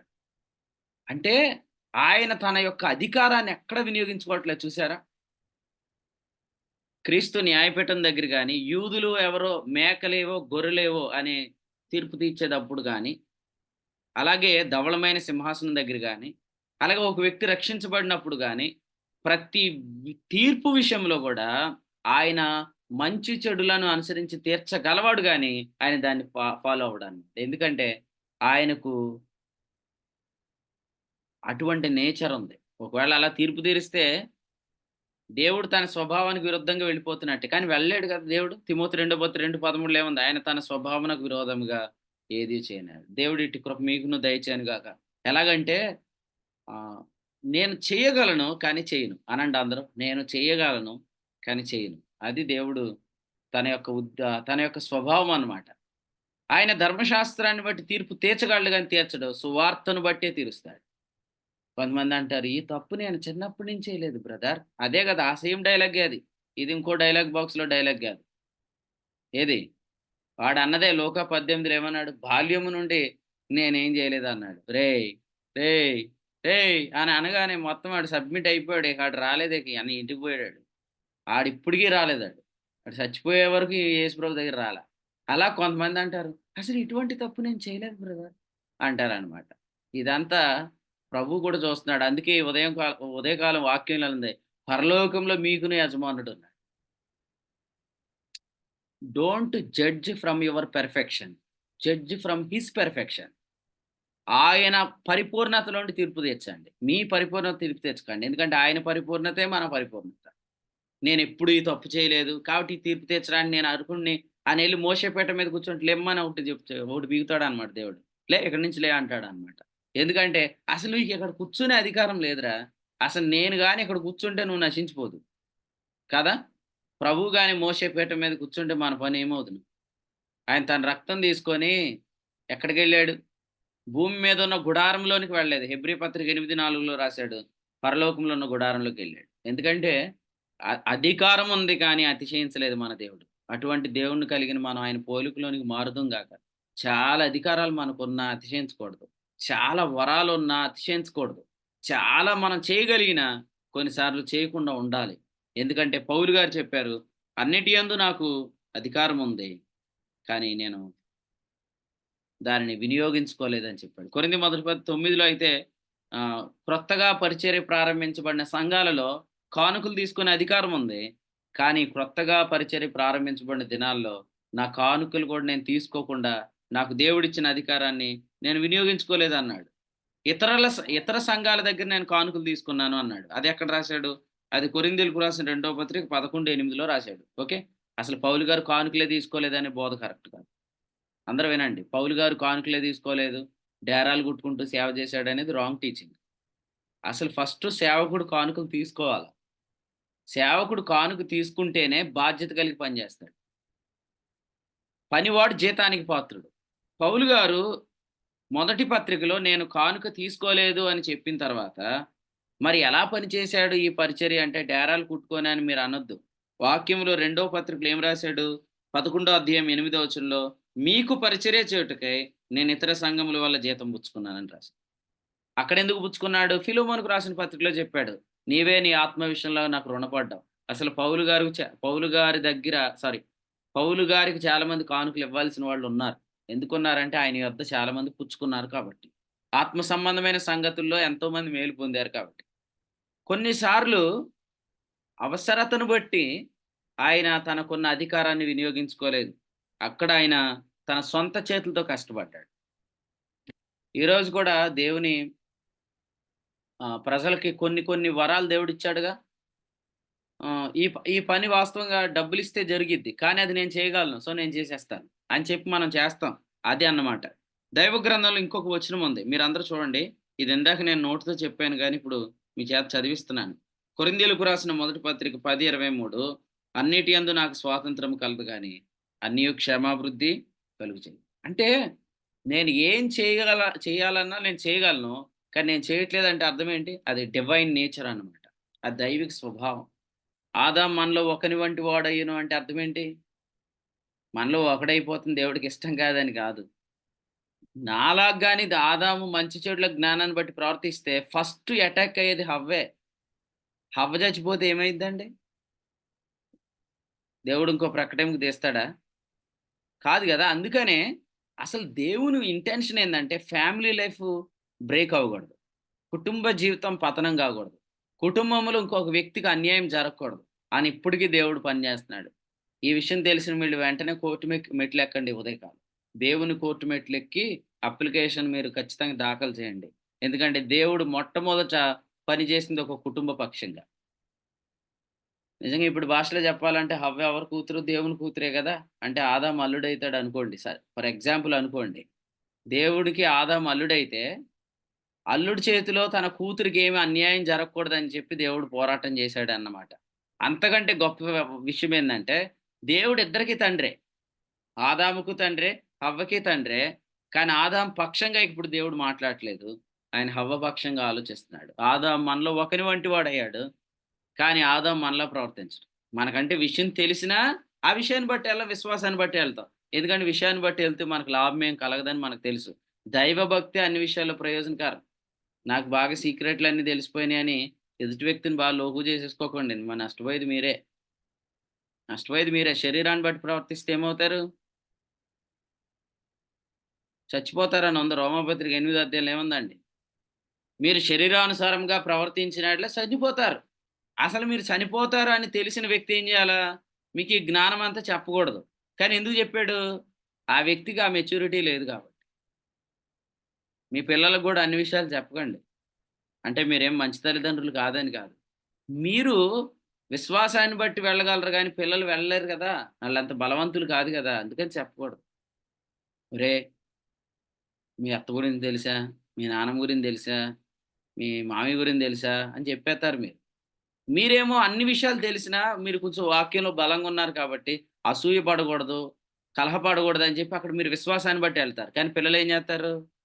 ఆహా! మా అమ్మని ఇంత ఇబ్బంది పెడతావా? నీ పనుంది చూడు అని చెప్పి ఈళ్ళు విషయాన్ని బట్టి ప్రవర్తిస్తారు. శరీరాన్ని బట్టి ప్రవర్తిస్తారు. శరీరాన్ని బట్టి ప్రవర్తిస్తే వాళ్ళేమైతారు వాస్తవంగా ఆ టైంలో చచ్చిపోతారు. ఇది ఫిజికల్ డెత్ కాదు. కానీ చిన్నగా చనిపోతూ ఫైనల్‌గా చనిపోవటం అనమాట. వీళ్ళేం జేస్తారంటే శరీరాన్ని బట్టి వెళ్లి చనిపోతారు. అంటే ఓ విధంగా చెప్పకూడని సంగతులు చెప్పి మనం కొంతమందిని చచ్చిపోయేటట్టు జేస్తున్నాం. జకర్యా గారికి అన్ని విషయాలు చెప్పొచ్చా? చెప్పకూడదంటున్నారేంటండి? ఆయన అంత పెద్దోడైతే. ఆయన అంత అసలాయన మామూలోడా? దేవుడు ఆయనకి ఎంత పెద్ద రకం ఇచ్చాడు. అసలు ఒకసారి ఒక పాస్టర్ గారు అడిగారనమాట. అసలు మన మన ఫెలోషిప్‌లో పెద్దోళ్ళు ఎవరంటే తలకి జకర్యా గారే. ఎందుకంటే లూకాసు వార్త మొదటి అధ్యాయంలో ఉన్నాడు జకర్యా గారు. కదా! ఇప్పుడు నేను ఇలా చెప్తాను. జకర్యా గారికి చెప్పొచ్చా అని అడిగినప్పుడు, ఊరికే నేను ఇలా అడిగాను. కొంతమందికి ఏ విషయాలు చెప్పాలో, ఏ విషయాలు చెప్పకూడదనేది మనకు తెలుసు. అని జకర్యా గారికి చెప్పకూడనివి ఏమి లేవు. అన్నీ చెప్పేయండి. No problem. మీకు తెలుసు అసలు ఏం చెప్పాలో, ఏం చెప్పకూడదో. కొంతమందికి చెప్పకూడదు. ఎందుకు చెప్పకూడదు? ఈ విషయం నీకు తెలిసినా నువ్వు హోల్డ్ చేయగలవు. కానీ ఆ వ్యక్తి హోల్డ్ చేయలేడు దాన్ని. ఎందుకంటే ఆ వ్యక్తికి ఇంకా కొలసి 1:6 స్టార్ట్ అవ్వలేదు. ఏవండీ? పోప్ నంబర్ 16 ఎవరు? 1:6 ప్రసాద్ గారే కదండీ! అదే చెప్తున్నాను. సత్య గ్రహింపు లేని వ్యక్తికి అన్ని విషయాలు చెప్పకూడదు. సత్య గ్రహింపు లేని వాళ్ళెవరో ఇప్పుడు మీటింగ్ అయిన తర్వాత, మన జూమ్ మీటింగ్ అయిన తర్వాత మీకు లిస్ట్ పంపిస్తారు. ఎవరో సత్యనారాయణ గారు. ఓకే. సత్య గ్రహింపు లేని వాళ్ళెవరో మీకు hope number 20, hope number 22, hope number 32 అమ్మ రోల్ నంబర్‌లు చూసుకోండి ఎవరియ్యో ఇప్పుడు చూసుకోకండి. వీళ్ళకి గ్రహింపు లేదు అని మనకు తెలిసిద్దా? అట్లేం కాదండి. మీకు తెలుసు. మీకు తెలిసినా ఏం జేస్తారు? మీరు చెప్తారు. ఆ వ్యక్తి పాపం చచ్చిపోతున్నాడు మీ వల్ల. మీ వల్ల ఆ వ్యక్తి చచ్చిపోతున్నాడండి. ఎందుకు చచ్చిపోతున్నాడు? ఆ వ్యక్తికి కొన్ని విషయాలు తెలియగానే, ఆహా! రాధక్క ఇలాగంట కదా! ఆ! దేవక్క ఇలాగంట కదా! ఆళ్ళ సిస్టర్స్ అయితే అసలెక్కడ సిస్టర్స్ కొన్ని విషయాలు చెప్పనే చెప్పకూడదు. ఎందుకంటే సిస్టర్స్‌కి శరీరం ముందు పనిచేసేసిద్దనమాట. ఆ! నేను పురుషాధిక్య ప్రపంచంలోంచి మాట్లాడట్లేదు. నిజంగా జెప్తున్నాను. సహోదరుల్లో కృప గ్రహింపు గానోళ్ళకి ముందసలేం చెప్పకండి. ఈవెన్ బ్రదర్ కన్నా చెప్తే చెప్పారు గానీ సిస్టర్‌కి అసలు చెప్పకండి. కృప గ్రహింపైన సిస్టర్‌కి చెప్పండి. క్లోయే ఎవరు చెప్పండి? క్లోయే. సిస్టర్ క్లోయే ఎవరు? కొరింథీ సంఘంలో పౌలుకి సంగతులు తెలియజేసినావిడ. యెస్. ఇప్పుడు అదే సిస్టర్ క్లోయే మన మన సంఘంలో ఉందనుకోండి. మన సహవాసంలో. ఈ క్లోయే పౌలుకి చెప్పదు. మొత్తం అందరికి చెప్పేద్ది. ఈ సమస్యను పరిష్కరించాలంటే ఎవరికి చెప్పాలి? అనే ఆలోచన కృపగ్రహింపు అయిన సహోదరిలో ఉంటుంది. కొరింథీయులకు రాసిన పత్రిక లేకపోతే వినండి, సంఘ క్రమము అనే విషయం బయటికి రాదు. తెలుసా? కొరింథీ పత్రిక అనేది బైబిల్‌లో లేకపోతే సంఘ క్రమం అనే విషయం బయటికి రాదు. కానీ ఇట్టి గొప్ప పత్రిక మూలం ఎవరంటే సిస్టర్ క్లోయే. మనం అదే కొరింథీయులకు రాసిన మొదటి పత్రిక మొదటి అధ్యాయము చదువుతాం గదా! వచనం క్లోయే ఇంటి వారి వల్ల నాకు తెలిసింది అనే మాట ఇక్కడ వచనం 11లో మనం చూస్తాం. క్లోయే ఎవరు? సిస్టరే. కాబట్టి సిస్టర్స్‌లో అందరూ కృపను గ్రహించినోళ్ళు కాదు. అందుకని అన్నీ చెప్పకండి. అసలు మన సిస్టర్స్‌ని వదిలేయాలి గానీ, మీటింగ్‌లో క్రింద ఉల్లిపాయలు కోసుకుంటూ మాట్లాడుకునేదేంటి తెలుసా? రాత్రి వేళ వచ్చిన వర్తమానం గాదు. రాత్రి వేళ వచ్చిన వర్తమానం ఆళ్ళేం మాట్లాడుకోరు. ఒకవేళ గాని మీరు అసలు ఈళ్ళేం జేత్తన్నారని దగ్గరికెళ్తే మాత్రం మార్కు సువార్త, మత్తయి సువార్త అని మాట్లాడుకుంటారు. అంతే ఉత్తిదే అదంతా. ఆళ్ళు మార్కు మాట్లాడట్లే, మత్తయి మాట్లాడట్లే. మార్క్ అని వాళ్ళు టాపిక్ మార్పు జేసేసారాళ్ళు. కాబట్టి సహోదరీలారా మీతోటే వాక్యం చెప్తుంది. మీరు గూడా అన్ని విషయాలు సహోదరులకి చెప్పకండి. ఎందుకంటే ఈవెన్ బ్రదర్స్ అన్నా కొంచెం ఒక్కొక్కసారి శరీరాన్ని బట్టి ప్రవర్తించరు గానీ, సిస్టర్స్ వెంటనే ప్రవర్తిస్తారు. అందుకని కృప గ్రహింపు కాని సహోదరీలకు అన్ని విషయాలు చెప్పకూడదు. ఎందుకంటే మీరు విషయం తెలిసినా ఏం జేత్తన్నారు? విశ్వాసాన్ని బట్టి ఎళ్తున్నారు. వాళ్ళు వెళ్ళగలరా? వెళ్ళలేరు. వెళ్ళలేరని తెలిసి వాళ్ళకి తాళపు చెవులెత్తి ఏం జేత్తరు? వాళ్ళకి వాళ్ళే పొడి చేసుకుంటారు. వాళ్ళే చచ్చిపోతారు. వాళ్ళు చచ్చిపోవటం ఎందుకండి? వాళ్ళు చచ్చిపోవటం మీకిష్టమా? అందుకని కొన్ని విషయాలు చెప్పకండి. లేదండి ఈయన పెద్ద మనిషి. ఎక్కడ పెద్ద మనిషి? ఒక విషయం చెప్పమంటారా? మీరు దూతలకు తీర్పు తీర్చువారు. అసలు మీరు ఈ తీర్పు కోసం లోకంలో ఉన్న వారిని ఎందుకు కూర్చోబెట్టారు అని అడిగాడు. ఎక్కడ అడిగాడు? చదవండి. కొరింథీయులకు కొరింథీ పత్రిక 6వ అధ్యాయం. కొరింథీయులకు రాసిన మొదటి పత్రిక 6వ అధ్యాయం వచనం 2. పరిశుద్ధులు లోకమునకు తీర్పు తీర్చుదురని మీరు ఎరుగరా? మీ వల్ల లోకమునకు తీర్పు జరగవలసి ఉండగా మిక్కిలి అల్పమైన సంగతులను గూర్చి తీర్పు తీర్చుటకు మీకు యోగ్యత లేదా? ఉమ్, మనము దేవదూతలకు తీర్పు తీర్చుదమని ఎరుగరా? ఉమ్. ఈ Next జీవన verse. సంబంధమైన సంగతులను గూర్చి మరి ముఖ్యంగా తీర్పు తీర్చవచ్చును గదా! తమ్ముడు 5 చదువు. 5. మీకు సిగ్గు రావాలని చెప్పుచున్నాను ఏమి? తన సహోదరుల మధ్యన వ్యాజ్యం తీర్చగల బుద్ధిమంతుడు మీలో ఒకడైనను లేడా? చాలు. వీళ్ళంట సంఘంలో తీర్పు తీర్చడానికి లోకంలో పెద్ద మనిషి వచ్చారంట. ప్రభు వాళ్ళతో మాట్లాడుతున్నా, పౌలు గారు చెప్తా అన్నాడు, బాబు అసలు సంఘంలో మిక్కిలి అల్పుడిని కూర్చోబెట్టి తీర్పు తీర్చండి, అదైనా న్యాయమే. ఎందుకంటే మిక్కిలి అల్పుడు కూడా దూతలకు తీర్పు తీరుస్తాడు. అసలు మీరు లోకంలో పెద్ద మనిషిని పట్టుకొచ్చి ఎందుకు కూర్చోబెట్టారు? ఇప్పుడు మన ఉద్దేశం ఏంది? ఈయన వయసులో పెద్దోడు, లోకంలో కూడా ఈయన కొన్ని కుటుంబాలకు తీర్పు తీర్చాడు కాబట్టి ఈయనకి విషయాలన్నీ చెప్పొచ్చు అనుకుంటున్నాం. చెప్పొచ్చా? చెప్పకూడదు. ఆ విధంగా చెప్పకూడదు. ఎందుకంటే ఇది సంఘము, ఇది విశ్వాస గృహము. ఇక్కడ అందరూ విశ్వాస న్యాయాన్ని బట్టి వెళ్ళాలి, విశ్వాస రీతిగా వెళ్ళాలి, శరీర రీతిగా ఎవరిని ఎరగకూడదు అన్నప్పుడు లోకంలో పెద్ద మనిషి ఇప్పుడే మన సంఘంలో జాయిన్ అయినా కూడా ఆ వ్యక్తి విషయాలు చెప్పకూడదు. త్వరలో మన మన సహవాసంలోకి ఒక బ్రదర్ రాబోతున్నాడు. ఓకే, మీకు చెప్తున్నాను, గుర్తుపెట్టుకోండి. ఆ బ్రదర్ ఎవరంటే లోకంలో చాలా పెద్ద మనిషి వచ్చేసాడు కాబట్టి ఇప్పుడు అప్లికేషన్లన్నీ తీసుకెళ్ళి ఆయన దగ్గర ఎట్టకూడదు. అది రాశాడు ఇక్కడ. ఏం రాశాడు? అసలు మీరు అల్పుణ్ణి కూర్చోబెట్టండి అని రాశాడు. పౌలు గారు ఏం రాశాడు? ఫుట్ నోట్లో క్రింద 1 అనే వేసం చూసారా, కూర్చుండబెట్టుడి అని. అక్కడ ఏం రాశాడంటే ఇదిగోండి ఈ వచనంలో 4వ వచనంలో సంఘములో తృణీకరించబడిన వారిని కూర్చుండబెట్టుదురా అని క్వశ్చన్ వేశాడు. కానీ వాస్తవంగా ఇలా అన్నాడు, సంఘములో తృణీకరించబడిన వాళ్ళని కూర్చోబెట్టండి. సంఘములో చిన్నోడు కూడా దూతలకు తీర్పు తీర్చేవాడే కాబట్టి ఈ విషయాలను గూర్చి లోకంలో ఉన్న పెద్దోడు అనే ఉద్దేశం ఎవరికి చెప్పండి.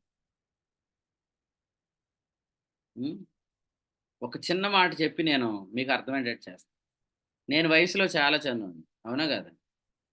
నాకంటే చిన్నోళ్ళు అవునా అనకండి, పెద్దోళ్ళు మాత్రం అవునానండి. మంచిగా దేవుడు మీకు యవనత్వాన్ని ఇస్తాడు. మళ్ళీ అయ్యి బాబు ఈయనే చిన్నోడు అంటే నేను ఎంత పెద్దోడిని అని బాధపడకండి. నేను వయసులో చాలా చిన్నోడిని కదా. మీలో కొంతమంది ఏమనుకుంటారంటే ఈయన వయసులో చాలా చిన్నోడు కాబట్టి మన ఫెలోషిప్లో బాగా పెద్దోడు ఎవరో ఆయనతో చెప్దాం అనుకుంటున్నారు. అది చేయకండి మీరు. ఓకే, విశ్వాస వాక్యాన్ని బట్టి ప్రవర్తించే ప్రతి చిన్నోడి దగ్గర కొన్ని విషయాలు చెప్పవచ్చు. కృప గ్రహింపైన ఏ వ్యక్తి దగ్గరైనా సీక్రెట్స్ చెప్పవచ్చు, నో ప్రాబ్లం. కానీ కొంతమంది తామే పెద్దలమని చూపించుకుంటారు. కానీ వాళ్ళ పెద్దరికం దేని బట్టి? వయసును బట్టి. అలా చూపించుకునే వాళ్ళకి మీరు మ్యాటర్ షేర్ చేశారనుకోండి, ఏం చేస్తారు తెలుసా? వాళ్ళ దీనిని రాజకీయం చేస్తారు. అందుకనే పౌలు గారు ఏమన్నాడంటే తీర్పు తీర్చేటప్పుడు సంఘములో చిన్నోడిని కూడా నువ్వు కూర్చోబెట్టొచ్చు అన్నాడు. ఎందుకు ఇంత ధైర్యంగా చెప్పాడు? అసలు లోకంలో వాడు ఎవడండి వచ్చి తీర్పు తెచ్చడానికి? ఎందుకంటే ఆ వ్యక్తి యొక్క శరీరం పనిచేసిద్ది. ఈ విషయాలు వారికి షేర్ చేస్తే. ఇప్పుడు చూడండి, చాలా మంది పెద్దోళ్ళు కుటుంబాలను క్రమపరచడానికి కౌన్సిలింగ్లో కూర్చుంటారు కదా. వాళ్ళ ఇంట్లో పిల్లలు కరెక్ట్గా ఉన్నారా? వాళ్ళ క్రియాన్యాయాన్ని బట్టి మోసేపీఠం ఎక్కారు కదా. వాళ్ళ కుటుంబాలు బాగున్నాయా? కొంతమంది అయితే అక్రమ సంబంధాల గురించే తీర్పులు తీర్చడానికి స్పెషలిస్టులు ఉంటారు. అసలు వాళ్ళే అక్రమ జీవితాలు జీవిస్తూ ఉన్నారు. కాబట్టి అలాగని ఎవడు తీర్పు తీర్చడానికి హక్కు లేదని, తీర్పే లేదని, తీర్పు తీర్చకూడదని వాక్యం చెప్పట. తీర్పు తీర్చాలి, కానీ according to gospel, according to his perfection, not from your perfection. నేను చాలా కరెక్ట్ కాబట్టి తీర్పు తీరుస్తాను అనటానికి కూర్చోడానికి లేదు. దేవుడు కరుణాపీఠం మీద నుంచి మాట్లాడేవాడే కానీ ఈనాటికి కూడా ఆయన మోషేపీఠం మీద నుంచి మాట్లాడు. సంఖ్య 7:90. నేను 2018-17 సంవత్సరంలో ఒక వాక్యం చెప్పాను మీకు. యూట్యూబ్లో ఇప్పుడు కూడా ఉంది. చాలా ఓల్డ్ మెసేజ్. మోషేపీఠమా కరుణాపీఠమా టాపిక్ ఉంటుంది. మీకు ఎవరికైనా దొరికితే వినండి ఒకసారి. చాలా ఓల్డ్ మెసేజ్ అది. అంటే దేవుడు మోషేపీఠం మీద నుంచి మాట్లాడగలడు, కానీ ఆయన కరుణాపీఠం మీద నుంచే మాట్లాడతాడు. మనం మోషేపీఠం మీద నుంచి మాట్లాడే అధికారం లేని వారం, కానీ చాలాసార్లు మోషేపీఠాలు ఎక్కుతుంది. ఎక్కకండి. మీకు అందరికీ ప్రేమతో రిక్వెస్ట్ చేసేది ఏంటంటే ఎక్కకండి. ఎందుకంటే అలా ఎక్కుతున్నప్పుడు నువ్వు గుడ్డోడిగా ప్రవర్తిస్తున్నావు. అందులైన మార్గదర్శకులారా అన్నట్లు నువ్వు అసలు కొన్ని విషయాలే వదిలేస్తున్నావు. ఓకే. మీకు అర్థమైందని నేను నమ్ముతున్నాను. ఎవరైనా మీ దగ్గరికి నువ్వు పెద్ద మనిషివి తీర్పు తీర్చానంటే ఫస్ట్ క్వెషన్ అడగండి. నన్ను పెద్ద మనిషి అని నువ్వెలా అనుకుంటున్నావు? అదేంటి సార్ మీకు చాలా అనుభవం ఉంది. అనుభవాన్ని బట్టి నేను తీర్పు తీర్చను. నేను పెద్ద మనిషిని కాబట్టి తీర్పు తెచ్చను. నేను సువార్త న్యాయాన్ని బట్టి వెళ్తున్నాను కాబట్టి నీ విషయం నాకు అప్పగించు. నేను తీర్పు తీరుస్తానని చెప్పండి. సువార్త న్యాయాన్ని బట్టి ప్రవర్తించే వ్యక్తి మంచి తీర్పు తీరుస్తాడు. ఈరోజు నేను ధైర్యంగా కొన్ని విషయాలు చెప్తాను. ఆహ్, కొన్ని కుటుంబాలు విడిపోయే కుటుంబాలు ఈ పరిచర్య వల్ల నిలబడి ఉన్నాయి. అందులో ఒక బెస్ట్ ఎగ్జాంపుల్ మన సహోదరులు ఉన్నారు. నేను పేరు చెప్పట్లేదు గానీ మీకు సాక్ష్యం చెప్పినప్పుడు ఖచ్చితంగా తెలుస్తది. మీరు వినొచ్చు కూడా తర్వాత. మేము మొన్న ఓ చోట మీటింగ్ అయ్యి అందరం కలిసి వస్తున్నాం. సహోదరి ఆ కుటుంబ సభ్యుడు షేర్ చేసుకుంటున్నారనమాట. ఏమనంటే, మా మ్యారేజ్ లైఫు వాస్తవంగా ఇక విడాకుల దగ్గరికెళ్ళిపోయింది. మేము ఒకరికొకరు వేరైపోదాం అనుకున్నాం. సడెన్‌గా ఈ వాక్యం మా దగ్గరికొచ్చిందన్న. ఈరోజు మేము చాలా ప్రేమగా కలిసి ఉంటున్నామని. ఈ సహవాసంలో ఇటువంటి అనేక కుటుంబాలు కట్టబడ్డాయి. వీళ్ళే ఎళ్లి రచ్చబండ దగ్గర కూర్చుంటే ఏం జరిగేది? నేను చెప్పేది రోజక్క దగ్గర గాదు. ఓకే. నేను చెప్పేది అసలు ఊళ్ళోనే చాలామంది రోజక్కలున్నారు. చాలామంది ఉన్నారనమాట. ఈళ్ళు తీర్పులు తీర్చేత్తారనమాట. మోసే ఎక్కేత్తారు. సరళ వృక్షం క్రింద కూర్చుంటారు. ఎందుకంటే వాళ్ళకి అదొక రకమైన బిల్డప్. నన్ను పెద్దరికంగా గుర్తించేసాడు. నాకు అన్ని విషయాలు చెప్పేత్తన్నాడని. కానీ దేవునికి స్తోత్రం. ఈ ఈ మీరు ఆలోచన చేయండి. మన మన ఫెలోషిప్‌లో సహవాసంలో ఓ సహోదరుడు ఉన్నాడు. మీకు కృపానిధి తెలుసు చాలామంది. కృపానిధి ఎంతమంది తెలుసు? అంటే ముందు నుంచి ఉన్నవాళ్ళకి చాలా మందికి తెలుసు. కృపానిధి ఆహ్, స్లీపింగ్ టాబ్లెట్స్ లేకుండా నిద్రపోయేవాడు కాదు. కావాలితే ఉన్నాడు మీరు కనుక్కోండి. స్లీపింగ్ టాబ్లెట్లు ఉంటే కూడా నిద్రపోయేవాడు కాదు. ఒకానొక దశలో తనకి విటమిన్ డెఫిషియన్సీ వల్ల ఆయన చాలా బలహీనుడైపోయాడు. ఎంత బలహీనుడయ్యాడంటే ఇంకా ఆయన చనిపోతాడు అనే స్టేజ్‌కెళ్ళిపోయాడు. కొన్ని విషయాలు మీకు తెలుసు కాబట్టి చెప్తున్నాను. ఆయన ఆ టైంలో ఒక టెస్ట్ చేశారు ఆయనకి. ఆయనకి వెనకాల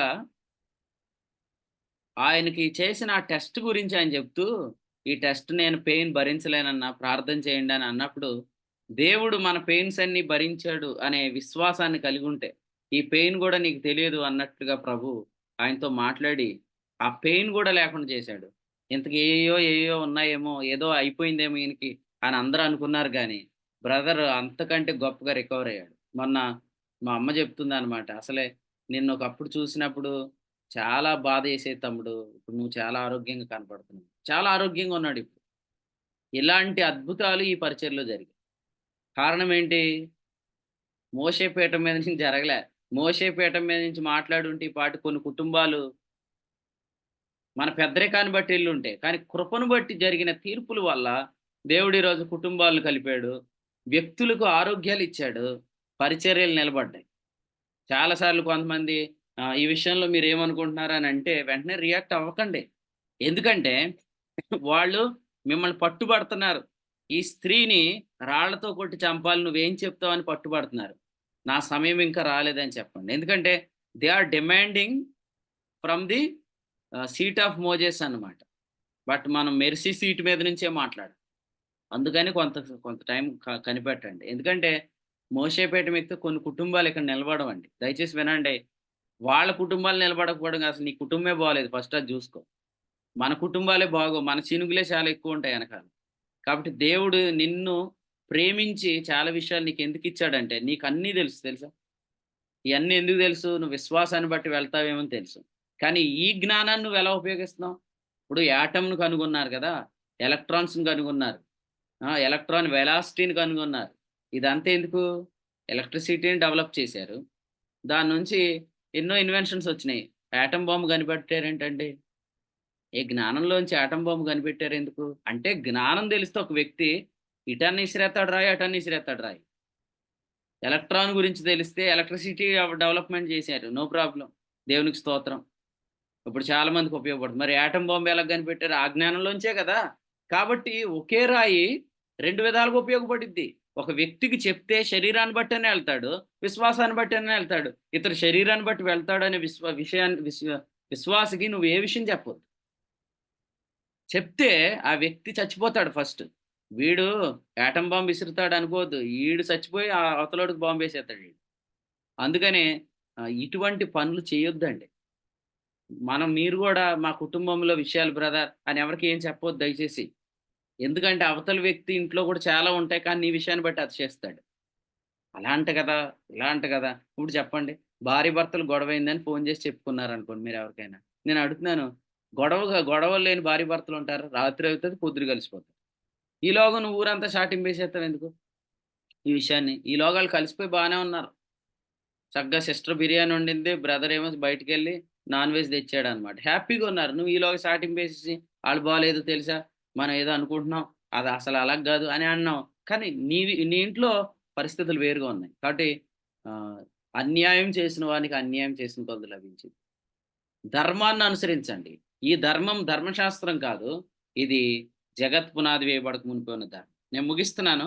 లాస్ట్ రిఫరెన్స్ ఒకటి చెప్పి నేను ముగిస్తాను. కొట్టివేయబడని భంగము కాని ధర్మం ఏది? పరిశుద్ధ గ్రంథంలో లాస్ట్ రిఫరెన్స్ గలతీయులకు రాసిన పత్రిక 3వ అధ్యాయం. ఈ ఉదయం మెసేజ్ చాలా అద్భుతమైంది. మీలో ఎంతమంది వాక్యం శ్రద్ధగా విన్నారో మీరు ఇంకోసారి వినండి. నేను ఈ ఆడియో మీకు మాత్రం పంపిస్తాను. వెంటనే పంపిస్తాను. మీరు ఖచ్చితంగా ఈ మెసేజ్ మళ్ళీ 2 సార్లన్నా ఒకసారన్నా వినండి. ఓకే. లాస్ట్ వీక్ కొలసీ పత్రిక పంపించలేదు. పంపించనని చెప్పాను అన్నకి ఆల్రెడీ. ఎందుకంటే కొలసీ పత్రిక మీటింగ్ చాలామంది విలువ ఎరగక రావట్లేదనమాట. అందుకని కొలసీ పత్రిక పంపించనని చెప్పాను. ఇది మాత్రం వెంటనే పంపిస్తా మీరు వినండి. గలతీ పత్రిక 3వ అధ్యాయము వచనం 17 చదువుదాం. గలతీయులకు రాసిన పత్రిక 3వ అధ్యాయం వచనం 17. నేను చెప్పునదేమనగా 430 సంవత్సరములైన తరువాత వచ్చిన ధర్మశాస్త్రము వాగ్దానము నిరర్ధకము చేయునంతగా పూర్వమందు దేవుని చేత స్థిరపరచబడిన నిబంధనను కొట్టివేయదు. యెస్. దీన్ని భంగము కాజాలి నిబంధన అంటారు. ఓకే. దీనిని రద్దు చేయబడని ధర్మము అంటారు. అంటే మనం ఈ ధర్మాన్ని ఆచరించాలి. వాస్తవంగా దేవుడు ఇశ్రాయేలీయులకు చాలా సార్లు ధర్మశాస్త్రాన్ని బట్టి తీర్పులు తీర్చినట్టు కనబడతాం కానీ ఎట్ ది సేమ్ టైమ్ దేవుడు ఇశ్రాయేలుని కాపాడుతూ వచ్చాడు. మొన్న శామ్యూయల్ పీటర్ ఉన్నాడో లేదో తెలీదు మీటింగ్‌లో. శామ్యూయల్ పీటర్ వాక్యం చెప్తూ ఓ మాట చెప్పాడన్నమాట. ఏం చెప్పాడంటే ధర్మశాస్త్రాన్ని దేవుడు వచ్చిన దినాన 3000 మంది ఎందుకు చనిపోయారు? అందరూ ఎందుకు చనిపోలేదు అంటూ ఒక విషయం చెప్పాడు. శామ్యూయల్ పీటర్ ఉంటే ఆ విషయం చెప్పేవాడిని. లేడు కాబట్టి జస్ట్ నేను మీకు అందరికి అర్థమయ్యేటట్టు చెప్తున్నా. దేవుడు ధర్మశాస్త్రాన్ని బట్టి వెళ్తే ఇశ్రాయేల్ అందరూ చచ్చిపోతారు. కానీ ఆయన ధర్మశాస్త్రాన్ని బట్టి తీర్పు తీర్చిన సందర్భంలో కూడా ఆయన అబ్రహాము, ఇస్సాకు, యాకోబుతో చేసిన నిబంధన ఆయన మర్చిపోలేదు. ఇశ్రాయేలు శేషం బ్రతికుండాలి. యెషయా 1:9. కాబట్టి దేవుడు 3000తో ఆపాడనమాట. కాబట్టి మీరు ఆలోచన చేయండి. దేవుడు ధర్మశాస్త్రాన్ని బట్టి కొంతకాలమే తీర్పు తీర్చాడు. అది కూడా వారు కోరుకున్నారు కాబట్టి. అది ఆయన నేచర్ కాదు. ఒకవేళ అది ఆయన నేచర్ అనుకోండి ఏమవుతారో తెలుసా? ఇశ్రాయేల్ అందరూ చచ్చిపోతారు. ఇప్పుడు మిమ్మల్ని ఎలా అంటాను. కొన్నిసార్లు మన ప్రార్థన ఎలా ఉంటదంటే, ఎందుకు దేవా ఇంత దీర్ఘశాంతం అని లేపేయొచ్చు కదా! ఎందుకింత దీర్ఘశాంతం అని లేపేయొచ్చు కదా! మోషేతో దేవుడు అన్నాడు నేను లేపేనా అన్నాడు ఇశ్రాయేల్‌ని. మోషే ఏమన్నాడు? నేను వీళ్ళందరిని లేపేసి నీలో నుంచి ఒక క్రొత్త జనాన్ని పుట్టిస్తానన్నాడు. మోషే ఏమన్నాడు? వద్దు అలాంటి పని చేయకు అన్నాడు. అంటే దేవుడు చేయగలడు గానీ చేయడండి. అది మోషేకి కూడా తెలుసు. అందుకనే మోషే అకార్డింగ్ టు గ్రేస్‌లో వెళ్తున్నాడు అని చెప్పటానికి దేవుడు అక్కడ అధ్యాయం ఉంచాడు. మోషే ధర్మశాస్త్రం వచ్చాక కూడా కృపను బట్టే ప్రవర్తించాడు. దేవుడు ధర్మశాస్త్రం వచ్చాక కూడా కృపను బట్టే ప్రవర్తించాడు. చాలామంది భక్తులు ధర్మశాస్త్ర యుగంలో కూడా కృపను అనుసరించి బ్రతికారు. కానీ మనమేమో కృపాయుగంలో ధర్మశాస్త్రాన్ని అనుసరించి బ్రతుకుతున్నాం. నేను ఈ విషయం చాలా సార్లు చెప్పాను. మొన్న సేవకుడు చెప్తుంటుంటే కూడా విని చాలా ఆనందించానన్నమాట. ఏదంటే ధర్మశాస్త్ర యుగంలో కృపను అనుసరించినోళ్ళు ఉన్నారు. కానీ కృపాయుగంలో కృపను అనుసరించేవాళ్ళు లేరు. అసలు మన టైము అనుకూల సమయం, మిక్కిలి మంచి సమయం. ఈ సమయంలో కూడా మనం పాతదే మంచిదని భావిస్తున్నామని. పాతది మంచిది కాదు బాబు. పాతదాన్ని బట్టి పోతే నువ్వు ఈ పాటికే పోయి ఉండేవాడివి. నువ్వు బ్రతికున్నావంటే దేవుడు క్రొత్తదాన్ని బట్టి నీకు తీర్పు తీర్చాడు కాబట్టి. అట్టి విషయాలన్నీ ధ్యానం చేయండి. చాలా లోతుగా ఉంటాయి. ప్రతి వర్డ్‌లో విషయం ఉంది. ఈ ఉదయం చెప్పిన ప్రతి ఎగ్జాంపుల్‌లో కూడా విషయం ఉంది. అందుకని మీ దగ్గరికి ఆడియో రాగానే వ్యక్తిగతంగా మీరు వింటూ ధ్యానం చేయండి. ఈ దినమంతా దేవుడు మీకు మంచి ధ్యానం దయచేయను గాక. కొన్ని విషయాలు దయచేసి ఎవరికి షేర్ చేయకండి. ఫ్యామిలీ విషయాలు గూడా ఈ వ్యక్తికి చెప్పొద్దు. ఎందుకంటే ఈ వ్యక్తి శరీరానుసారుడు అంటే చెప్పకండి. ఈవెన్ మదర్ అయినా కూడా దయచేసి వినండి. ఈవెన్ మదర్ అయినా కూడా, పిల్లలైనా కూడా, భర్త అయినా కూడా కొన్ని విషయాలు చెప్పకండి. ఇదేంటండి పొద్దున్నే వాక్యం చెప్పి భార్యాభర్తల మధ్య గొడవ పెడుతున్నారు అనుకోకండి. నేనేం చెప్తున్నానంటే ఆ విషయం త్వరలో త్వరలో పరిష్కారం కాబోతుంది. ఈలోగా నువ్వు చెప్తే దానికంటే ఎక్కువ పెంట చేసేత్తారండి. దానికంటే ఎక్కువ చెత్త చేత్తారండి. అందుకని మీరు ఆ విషయాన్ని జస్ట్ విశ్వాసాన్ని బట్టి ప్రవర్తించే ఒక బ్రదర్‌కి షేర్ చేసుకోండి. ఓకే. యోసేపు తన సహోదరుల చెడు సమాచారం ఎక్కడ తెచ్చాడు? తండ్రి దగ్గరికి తెచ్చాడు. క్లోయే సంఘంలోని పరిస్థితులు ఎవరికి రాసింది? పౌలుకు రాసింది. అలాగే దేవుడు కూడా మీకు మంచి కౌన్సిలర్‌లని ఇచ్చును గాక. విశ్వాసాన్ని బట్టి నడుచుకునే మంచి వ్యక్తులను దేవుడు మీకు దయచేయను గాక. వాళ్ళకి షేర్ చేయండి. వాళ్ళ దీనిని అతిశయించడానికి మూలంగా చేసుకోరు గానీ, పరిష్కరించడానికి ప్రార్థన చేస్తారు.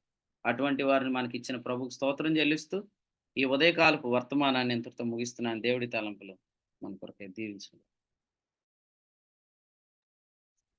ఆమేన్. శ్రేష్టమైన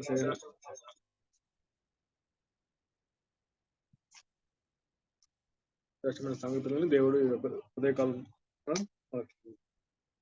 సేవకుల ద్వారా తెలియజేశారు. అందుని బట్టి దేవునికి మహిమ ఘనత ప్రభావం చెందును గాక. మన విశ్వాసాన్ని బట్టి మనం ప్రవర్తించాలి అని చెప్పి మనము అన్యాయము చేయబడే వ్యక్తి, ఆయన ప్రేమించబడే వ్యక్తిని, అన్యాయం పొందిన వ్యక్తి దేవుని ప్రియుడని, అందుని బట్టే అన్యాయము ఎవరైతే చేస్తున్నారో వాళ్ళు శిక్ష చేయబడతారని చెప్పి, క్రియలను బట్టి కాక విశ్వాసాన్ని బట్టి మనం తీర్పు తెచ్చే వారంగా మనం ఉండాలని, మంచి చెడుల జ్ఞానాన్ని బట్టి కాక విశ్వాసాన్ని బట్టి మనం ముందుకు వెళ్ళాలి అని చెప్పి దేవుడు అదేవిధంగా తీర్పు తీర్చగలిగిన తీర్పు మనకి తీర్చట్లేదని, అది విశ్వాసాన్ని బట్టే మనకి తీర్పు తీరుస్తున్నారని చెప్పి శ్రేష్టమైన సంగతుల్ని మనకి ఉదయకాలం తన దాసుల ద్వారా దేవుడు తెలియజేస్తారండి. అందుని బట్టి దేవునికి మహిమ ఘనత ప్రభావం చెందుతారు. ఎన్నో శ్రేష్టమైన సంగతులను మనం తులసి పత్రిక ద్వారా మనం తెలుసుకుంటున్నాము. ప్రతి ఒక్కరు ఈ ఒక్కరు నిర్లక్ష్యం చేయకుండా తులసి పత్రిక ధ్యానంలో ప్రతి వారం పాల్గొని దేవుని నుంచి వర్తమానం పొందుకోవాల్సిందిగా ప్రేమతో మనం చేస్తామండి. వర్తమానాన్ని అందించిన దేవుని సేవకులకి పోలీస్ పక్షాన ఉన్నాను తెలియజేస్తున్నాను. ఎందుకంటే ఈ యొక్క గుడిలో ప్రార్థన చేసిన వారికి, వాక్య సహాయార్థం ప్రార్థించిన వారికి, వాక్య పఠనాన్ని చదివించిన వారికి, అదేవిధంగా కీర్తనల ద్వారా ప్రభునామాన్ని మహిమపరిచిన వారికి, ప్రతి ఒక్కరికి తోపేట వందనాలు తెలియజేసుకుంటానండి. ఈ సమయంలో ముగింపు ప్రార్థన ద్వారా ముగించుకున్నాము. ముగింపు ప్రార్థన కంటే ముందు ఏదైనా ప్రకటనలు ఉంటే సత్యనారాయణ గారు ప్రకటనలు తెలియజేసి ముగింపు ప్రార్థన చేసి కూడికి ముగించవలసిందిగా ప్రాంతం. వందాలండి సతీష్. ఈ కూడిక అనంతరం 7 గంటలకి లింక్ ప్రేయర్ కొనసాగుతుంది కాబట్టి ప్రియులందరూ కూడా వారికి కేటాయించిన సమయాల్లో చేరి ప్రార్థించవలసిందిగా కూర్చున్నాను. ముగింపు ప్రార్థనతో ఈ కూడికను ముగింపు చేసుకుందాం. మహాపరిశుద్ధుడా, ప్రియ పరలోకమందున్న మా ప్రియ పరలోకపు తండ్రి, మీకు వందనాలు స్తోత్రాలు చెల్లిస్తున్నాను నాయన. ప్రతి శనివారం నాయన మేము జరుగుతున్నటువంటి ఈ యొక్క కొలసీ పత్రిక ధ్యానం నుంచి నాయన ఎన్నో విలువైనటువంటి సంగతులు మీరు మాకు నేర్పిస్తూ తండ్రి నాయన మా విశ్వాస జీవితాన్ని తండ్రి నాయన మీరు ఇంకా స్థిరంగా నాయన నిర్మిస్తున్నారు. అందుని బట్టి వందనాలు స్తోత్రాలు ప్రభువా. గడిచిన వారం ఈ వారం కూడా మీరు ఈ కొలసీ పత్రిక నుంచి నాయన 4వ అధ్యాయం 1వ వచనం నుంచి మీరు మాకు నేర్పించిన సంగతులను బట్టి వందనాలు స్తోత్రాలు ప్రభువా. నాయన మీరు ఏ న్యాయాన్ని బట్టి నాయన మీరు తీర్పు తీరుస్తారో నాయన మీరు చూసే కోణం ఏంటో నాయన మీరు స్పష్టంగా ఈ ఉదయకాలం మంది మాతో మాట్లాడారు తండ్రి, మీకు వందనాలు ప్రభువా. నాయన మీరు సువార్తను బట్టి మాత్రమే తీర్పు తీర్చేవారని, మీరు చూసే కోణం నాయన అది మోషే తీర్పు పీఠం నుంచి కాదు కానీ మీరు చూసే తండ్రి నాయన కరుణాపీఠం నుంచి మాత్రమే తండ్రి నేను మీరు తీర్పు తీర్చేవారని, మీరు చూసే కోణం కేవలం విశ్వాస న్యాయాన్ని బట్టి మాత్రమే తండ్రి నేను మీరు తీర్పు తీర్చేవారని తండ్రి ఉదయకాలం మందు స్పష్టంగా మీరు మాతో మాట్లాడారు తండ్రి, మీకు వందనాలు. నిజంగా మేము ధర్మశాస్త్రాన్ని బట్టి నాయన మీరు తీర్పు తీర్చుంటే తండ్రి నాయన ఏ ఒక్కరు కూడా తండ్రి నాయన ప్రతి ఒక్కరు కూడా నాయన చావవలసిన వారే ఉండగా తండ్రి నాయన మీరు మమ్మల్ని అందరినీ కరుణించి తండ్రి విశ్వాస న్యాయం ద్వారా మాత్రమే నాయన నువ్వు చూసే కోణం ఏ వ్యక్తి నశించడం మీకు ఇష్టం లేదు కనుక ప్రభు తండ్రి నాయన మీరు మా కొరకు ఆ పుణ్యకార్యాన్ని చేసి తండ్రి ఆ విశ్వాస న్యాయం ద్వారా నడవాలని తండ్రి ఈ రోజున విశ్వాస సంబంధమైనటువంటి దేవుని ఏర్పాటునిచ్చి తండ్రి నాయన ఆ యొక్క నాయన నీతికి కారణమైన పరిచయనిచ్చి ప్రభు నాయన ఈ రోజున నమ్మకమైన సేవకులనిచ్చి ప్రభు ఆ న్యాయాన్ని గురించి తండ్రి నాయన మీరు స్పష్టంగా మాతో మాట్లాడారు తండ్రి మీకు వందనాలు స్తోత్రాలు ప్రభు నాయన మా తోటి సహోదరుడు ఎవరైనా కూడా ప్రభు నాయన అతనికి జరిగినటువంటి అన్యాయాన్ని బట్టి అయితే అనేకులు తండ్రి ఈరోజు సంఘాల్లో మోసపీఠం ఎక్కి తండ్రి నాయన అనేకులకు తీర్పు తీరుస్తూ వారే నాయన నీతిమంతులు అన్నట్టుగా తండ్రి ఈ రోజున అనేక సంఘాల్లో నాయన అనేక మంది తండ్రి పెద్దలుగా ఉండి కూడా ప్రభు అనేకులకు తీర్పు తీరుస్తూ ఉన్నారు తండ్రి మీకు వందనాలు తండ్రి ఎవరైతే ఆ విధంగా తీర్పు తీరుస్తున్నారో వారి గురించి కూడా తండ్రి మీరు స్పష్టంగా ఈ ఉదయకాలం మంది మాట్లాడారు తండ్రి మీకు వందనాలు దేవుడు చూసే కోణం అది విశ్వాస న్యాయాన్ని బట్టే ఆయన తీర్పు తీరుస్తాడని ఏ వ్యక్తి అయితే ఆ విశ్వాస న్యాయం ద్వారా నష్టపోతున్నాడో ఆ వ్యక్తి ప్రార్థన చేస్తే నాయన మీరు ధర్మశాస్త్రాన్ని బట్టి తీర్పు తీర్చరని ఏ వ్యక్తి అయితే నష్టపోయాడో ఆ వ్యక్తి నష్టపోయిన వ్యక్తి ప్రార్థన చేసినప్పుడు ఆ నష్టపోయే వ్యక్తిని కూడా మీరు ప్రేమిస్తున్నారు గనక ఆ ప్రేమను బట్టి మీరు తీర్పు తీరుస్తారని అది కూడా విశ్వాస న్యాయాన్ని బట్టి అని కూడా తండ్రి మీరు మాకు తెలియజేశారు ప్రభు మీకు వందనాలు అలాగే నాయన సంఘంలో కూడా తండ్రి నాయన మేము ఏ విధంగా నాయన మేము ఎవరితో మాకు తెలిసినటువంటి విషయాలు పంచుకోవాలో ఎవరితోనైనా మేము తెలియజేయకూడదు నాయన మీరు స్పష్టంగా మాకు తెలియజేశారు తండ్రి మీకు వందనాలు స్తోత్రాలు ఈరోజు పరిచయలో నాయన ఎంతో విస్తరిస్తూ ఉంది కాబట్టి ప్రభు మీరు మాకు అనేక విషయాలు మాకు నేర్పిస్తూ ఉన్నారు తండ్రి మీకు వందనాలు స్తోత్రాలు నాయన మా సహోదరులు అని మేము అనేక విషయాలు పంచుకుంటాం కానీ తండ్రి నాయన వారి యొక్క విశ్వాస పరిమాణాన్ని మేము గ్రహించము తండ్రి ఎవరైతే నాయన విశ్వాస పరిమాణంలో తండ్రి నాయన వృద్ధి చెంది ఉంటారో వారితో మాత్రమే మేము పంచుకుంటే వారు నాయన దేవుడు చూసే కోణం అది విశ్వాస కోణం అని ఆ విశ్వాస కోణాన్ని బట్టి వారు ఆలోచిస్తారని నాయన విశ్వాస పరిమాణంలో నాయన తక్కువ కలిగి ఉన్నటువంటి వారితో పంచుకుంటే కలిగే ఇబ్బందులను గురించి కూడా ప్రభా ఈ ఉదయకాలం మంది వర్తమానం ద్వారా మీరు స్పష్టంగా మాట్లాడారు తండ్రి మీకు వందనాలు స్తోత్రాలు ప్రభా తండ్రి నాయన మీరు మమ్మల్ని ఎంతగానో ప్రేమిస్తున్నారు కనుక ఏ విషయాన్ని నాయన మాకు మరుగు చేయక ప్రతి విషయాన్ని తండ్రి స్పష్టంగా మీరు మీ సేవకుని వాడుకొని తండ్రి మీ యొక్క ఆత్మ నడిపించి మాకు తెలియజేస్తున్న సంగతులను బట్టి మీకు వందనాలు స్తోత్రాలు ప్రభా నేను ఈ పరిచయలో ఉన్నవారు ఎవ్వరు కూడా తండ్రి నాయన మోసపీఠం ఎక్కి నాయన తీర్పు తీర్చకుందరు గాక అని ప్రార్థన చేస్తున్నాను తండ్రి మీకు వందనాలు ప్రభా మేమందరము నాయన దేవుడు చూసే కోణం అది విశ్వాస కోణమని మీరు చూసే కోణాన్నే మేము చూడాలి ప్రభా ప్రతి ఒక్కరికి అటువంటి నాయన దృష్టి దయచేయండి తండ్రి నాయన మేమందరము మీరు మమ్మల్ని ఎంతగా ప్రేమించారో ఎంతగా కరుణించారో ఎంతగా తండ్రి నాయన మా పట్ల మీరు ప్రేమ చూపిస్తున్నారో అదే ప్రేమ తండ్రి నాయన మేము అందరి ఏళ్ళ కలిగి ఉండడానికి కృప దయచేయండి తండ్రి మేము ఎవరమో నాయన అధికులం కాదు మేము ఎవరం గొప్పవారం కాదు ప్రభా నీవు మాత్రమే గొప్పవాడుగు నీవు మాత్రమే తండ్రి నాయన మా అందరికీ తీర్పు తీర్చే దేవుడు గనుక ప్రభా తండ్రి నాయన మాకు శిక్షావిధి నుంచి తప్పించావు తండ్రి మీకు వందనాలు స్తోత్రాలు ఉన్నతమైనటువంటి తండ్రి నాయన విశ్వాస న్యాయంలో మమ్మల్ని చేర్చి ప్రభా ఈ రోజు ఉన్నతమైనటువంటి సంగతుల ద్వారా మమ్మల్ని ప్రతిదినము దర్శిస్తూ నాయన మమ్మల్ని జీవింపు చేస్తున్నారు తండ్రి మీకు వందనాలు స్తోత్రాలు ఈ యొక్క సహోదరుడి గ్రహింపు లేకుండా తండ్రి కృపను నాయన గ్రహించకుండా ఉన్నారు వారికి కూడా తండ్రి నాయన ఈ యొక్క కృపను తండ్రి నాయన సత్యంగా గ్రహించడానికి వారికి కూడా నాయన మీరు కృపను అనుగ్రహించండి తండ్రి మీకు వందనాలు స్తోత్రాలు ప్రభా ఏ ఒక్కరి పట్ల నాయన మేము నాయన ధర్మశాస్త్రాన్ని బట్టి నాయన మేము నడవకుండా మేము అందరం కూడా విశ్వాస న్యాయాన్ని బట్టి ప్రవర్తిస్తూ తండ్రి నాయన ఈ యొక్క విశ్వాస గృహంలో తండ్రి నమ్మకమైన వారిగా మేమందరం ముందు కొనసాగడానికి ఏ వ్యక్తి మా పట్ల మా వలన తండ్రి నాయన ఏ వ్యక్తి నష్టపోకుండా తండ్రి మేము ప్రవర్తించడానికి కృపను అనుగ్రహించమని కోరుతూ ఇంత శ్రేష్టమైన సంగతులను మీరు అనుగ్రహిస్తున్నారు తండ్రి మీకు వందనాలు స్తోత్రాలు మీ దాసుని ఇంకనూ తండ్రి నాయన మీ యొక్క పనిలో ఇంకనూ బలమైన సాధనంగా వాడుకోండి నిలబడిన ప్రతి చోట తండ్రి నీ యొక్క వర్తమానం ఇచ్చి ప్రభు అనేక మందిని విశ్వాసంలో స్థిరపరిచి అనేక మందిని ప్రభు వైపు ఆకర్షించమని కోరుచు ఈ ఉదయకాలం మంది జరిగించిన ఈ కూడికను బట్టి మీరు ఇచ్చినటువంటి వర్తమానాన్ని బట్టి మీకు వందనాలు స్తోత్రాలు కృతజ్ఞతాస్తులు చెల్లిస్తూ నడిపించిన వారిని అలాగే తండ్రి ఈ కూడికలో ఆయా విధాలుగా నాయన సహకరించిన మా ప్రియులందరిని బట్టి వందనాలు స్తోత్రాలు చెల్లిస్తూ సమస్త మహిమా ఘనత ప్రభావాలు మీకే చెల్లిస్తూ యేసుక్రీస్తు ప్రభు వారి పేట స్తుతులు చెల్లించి ఈ యొక్క కూడికను ముగింపు చేస్తున్నాం పరమ తండ్రి ఆమేన్ వందనాలండి సతీష్ గారు వందనాలండి. ముగింపు ప్రార్థన చేసిన సత్యనారాయణ గారికి ప్రభుపేట వందనాలండి. అదేవిధంగా కొడుకులో చేరి వచ్చిన ప్రతి ఒక్కరికి ప్రభుపేట వందనాలు. ఒకరికొకరు వందనాలు తెలియజేసుకుని కొడుకు నుంచి సెలవు చేస్తున్నాం. అందరికీ వందనాలు. అందరికీ వందనాలండి. అందరికీ మన ప్రభువు యేసుక్రీస్తు నామములో వందనాలు. అందరికీ వందనాలండి. అందరికీ వందనాలండి. అందరికీ వందనాలండి. ప్రభు అయిన యేసుక్రీస్తు వారి నామములో అందరికీ వందనాలండి. అందరికి వందనాలు. అందరికీ వందనాలండి. అందరికీ వందనాలు. అందరికీ వందనాలండి. అందరికీ వందనాలండి.